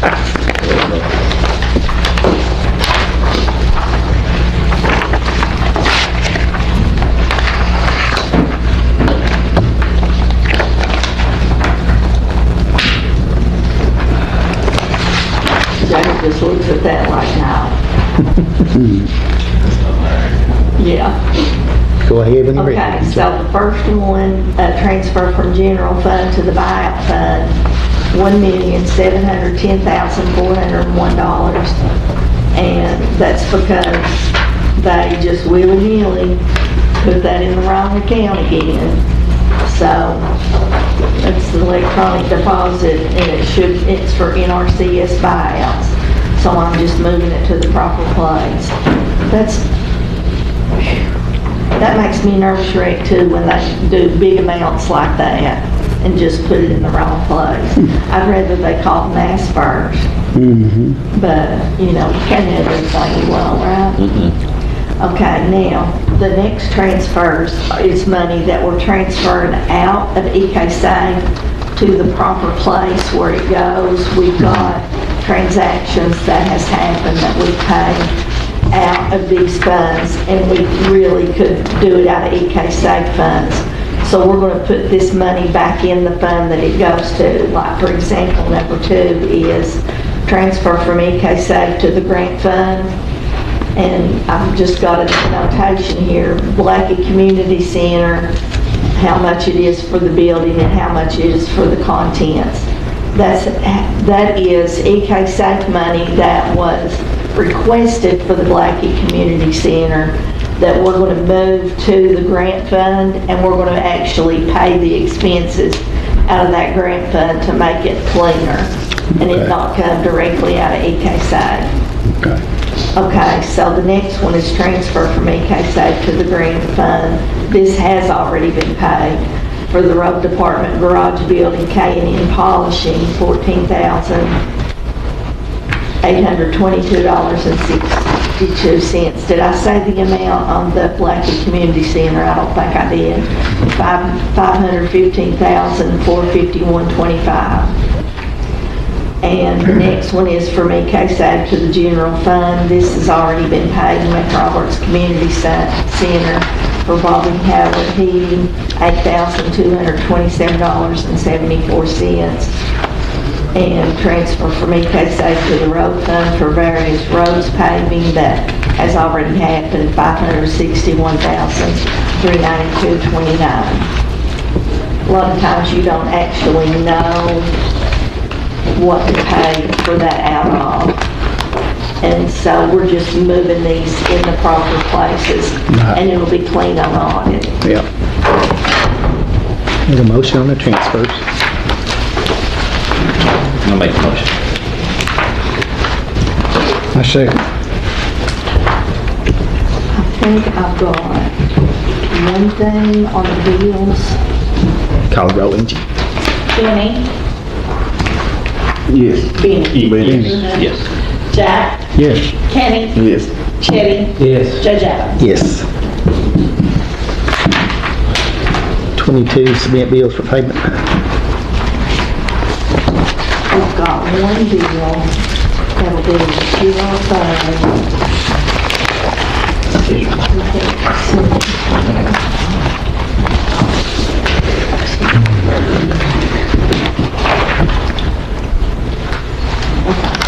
on page 6 of your bill docket, going toward the top, 1, 2, 3, 4, 5, 6, going down. There's a check here to Beyond Bliss Construction for $28,250 for the Veterans Museum embankment repair invoice.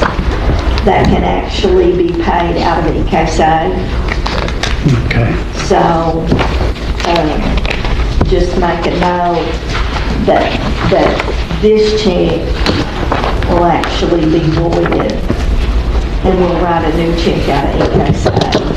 I'll tell Sharon to date that check for tomorrow, and that'll show up, that'll be reflected on your next month's docket.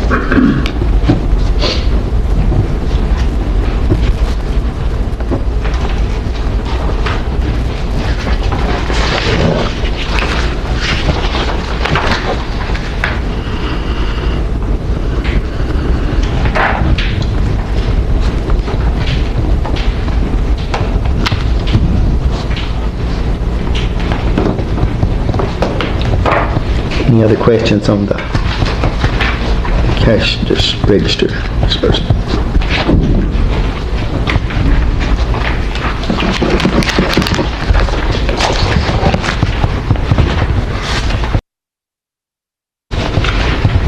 Item 23, executive session. We'll skip over that till we do the public comment.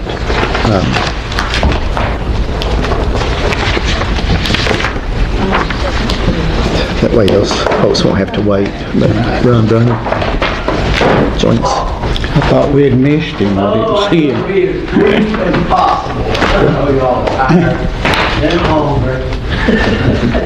And the only thing worse than being tired and hungry is to be wet, cold.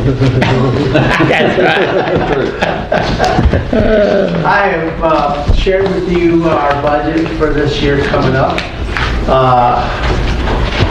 We are blessed. We, due to COVID years, we weren't able to spend all our budget, so we had a little bit of excess that we've been looking for some special projects. And we were approached by the farmers market with some issues they had as far as finding adequate funds to move forward with the renovations and improvement to the site. And as of the first of this month, we agreed we would create a partnership with the farmers market to help them move forward with this endeavor.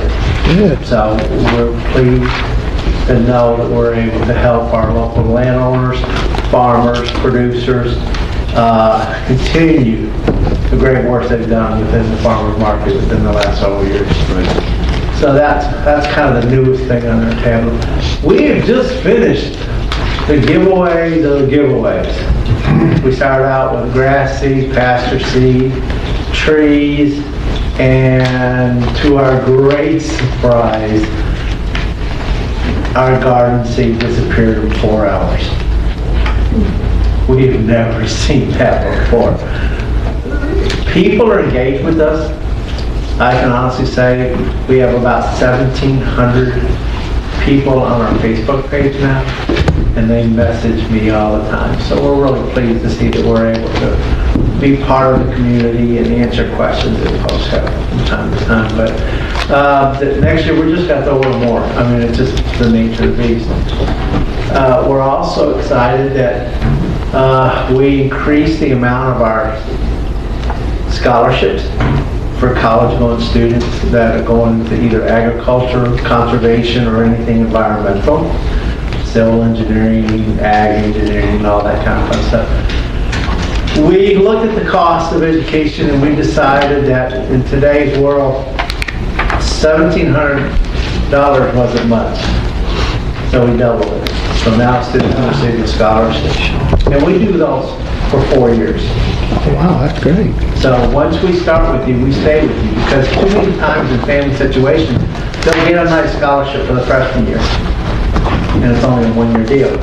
So then year 2 comes up, and all of a sudden mom and dad's got to come up with several $1,000s. Right. So we recognize the burden that kind of scholarship places. And we understand folks only have limited funds.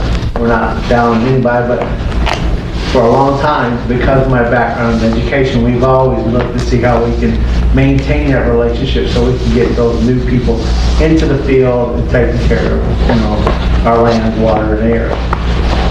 So that's exciting, and we're hoping that we'll have more engagement. I think we have 1 scholarship coming up for this year, so that will be placed on our Facebook page pretty soon. But yeah, we're excited. The giveaways went great. The, let's see, what else, anything else that we've done here? Poster and essay contest went pretty good.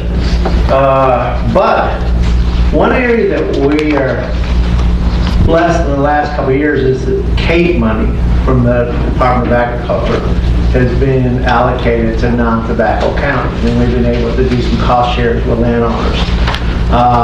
We understand these are hard times for them, and for every dollar we can save them, we think that's a win-win. So the Ag Development Board, Extension, they give us the honor of maintaining that program here on the local level.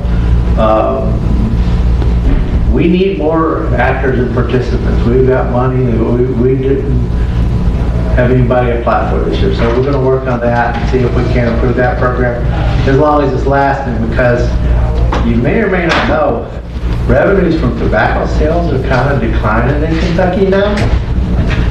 So that's less money moving forward, and at some point, our fear is it's going to stay in Frankfurt and not be distributed to the counties, but we hope that doesn't come about. Because that's helped us improve our livestock. That's helped us to improve infrastructure, sheds, fencing, feed plots, high traffic areas, all these kind of things. So basically, the Conservation District, we're busy. We're working with many partners as we can to put the dollars on the ground. As you know, the board of 7 is all volunteer elected people. I'm coming up for re-election this year. So please pray for me. I will double my salary from 0 to 0. But we do this out of the love for Letcher County, and we just wanted to share with you. We took the recommendation from the state as far as our tax rate, and it was the same as last year. So there was no burden or heartbreak or anything like that. The last couple of years was kind of frozen for a while, and it's been pretty much the same. So trying to do as little damage as we can, but do as much as we can to help. Any questions? Well, listen, anytime you guys get a crazy idea for a project or something, beautification, you know, I reached out to Blackie the other day on Facebook. I think we're going to be talking to them pretty soon about planting some flowers and things like that. Please, don't be shy. Just give me a call. You know, I'm semi-retired now, and I'm just waiting for the phone to ring. There you go. We'll call you. Listen, y'all have a great day. Thank you. We have got another project in Blackie, me and Judge may need to talk to you about later. Okay. Well, even like the guy from Crad that was talking about the river cleanup and all that, I need to get his name. I need to talk to this guy, because, yeah, there's maybe some ways that we can help them too. Mm-hmm. As we move forward, we'll all. But, you know, and then you've got all this new property that's coming to the, you know, stewardship of the county. Yes. We definitely want to make sure these does not become a lot full of cutscenes. Yeah. Yes. I hate cutscenes. If I could never show how much I hate that plan. Thank y'all. Thank you. We appreciate you, Ron. That's the only comment we've got. We'll get back up to item 23. We probably need a motion to go into executive session to talk about personnel. I'll make a motion to go into executive session at 12:14. I'm all right. I've got 12:11. 12:11 somewhere in there. 12:11, We yeah. have a second to go into executive session. I'll second. Call the roll, Angie. Chetty? Yes. Benny? Yes. Jack? Yes. Kenny? Yes. JJ? Yes. If y'all would excuse us just. We have a motion to continue with the meeting. I'll make a motion. Do I have a second? I'll see. Call the roll, Angie. Chetty? Yes. Benny? Yes. Jack? Yes. Kenny? Yes. JJ? Yes, we're resuming at 12:24 or 23. 12:23, 24. Speaking of. Somebody ever Executive session was over a couple of sanitation workers, Jeremy Maggard and James Barnett. Do we have a motion to terminate? I'll make that motion. Do we have a second? I'll second. Call the roll, Angie. Kenny? Yes. Chetty? Yes. Benny? Yes. Jack? Yes. JJ? Yes. Move on to public comment. If we've done that. Yep. I didn't see my arrow going to the next one. Old business. Ain't got any old business. Chetty had asked us to go back and review a road. What was the name of that road? We haven't got back down there on that. It's been bumped. Over bottom. Holbrook Bottom. I just thought about it. Thought we better get that. Is that an adoption? Extension. Extension. Okay. Anything else? Have we heard anything else on our camp court break off?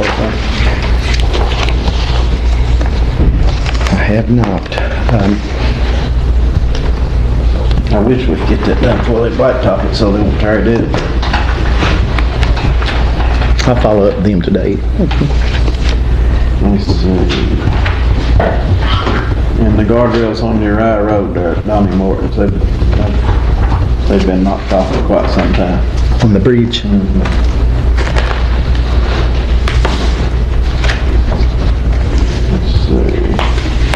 I looked at that the other day.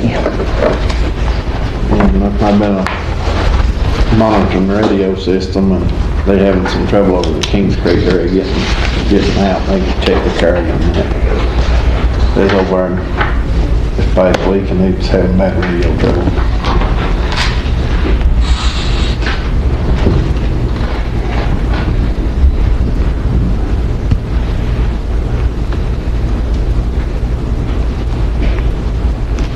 I did talk with Neon about getting that ambulance down at Letcher. He's still working towards that.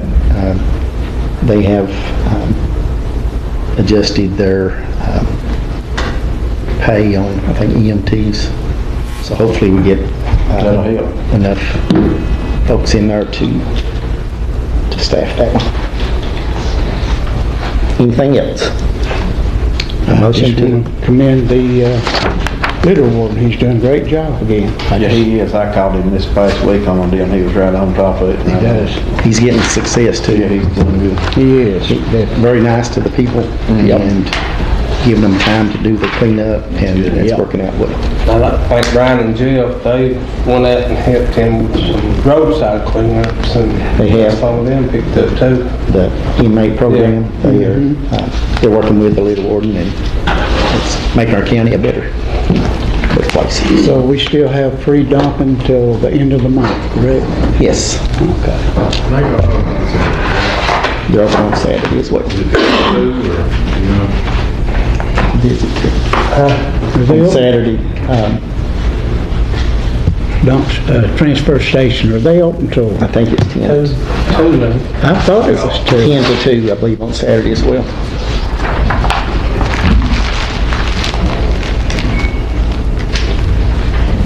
Yeah, that. Have a motion to adjourn. Make it. Have a second. Second? I'll drop it. Jack, Yes. Kenny, Chad, Benny, That Jack. started me. Yes. You on it? Thank you all for staying with us.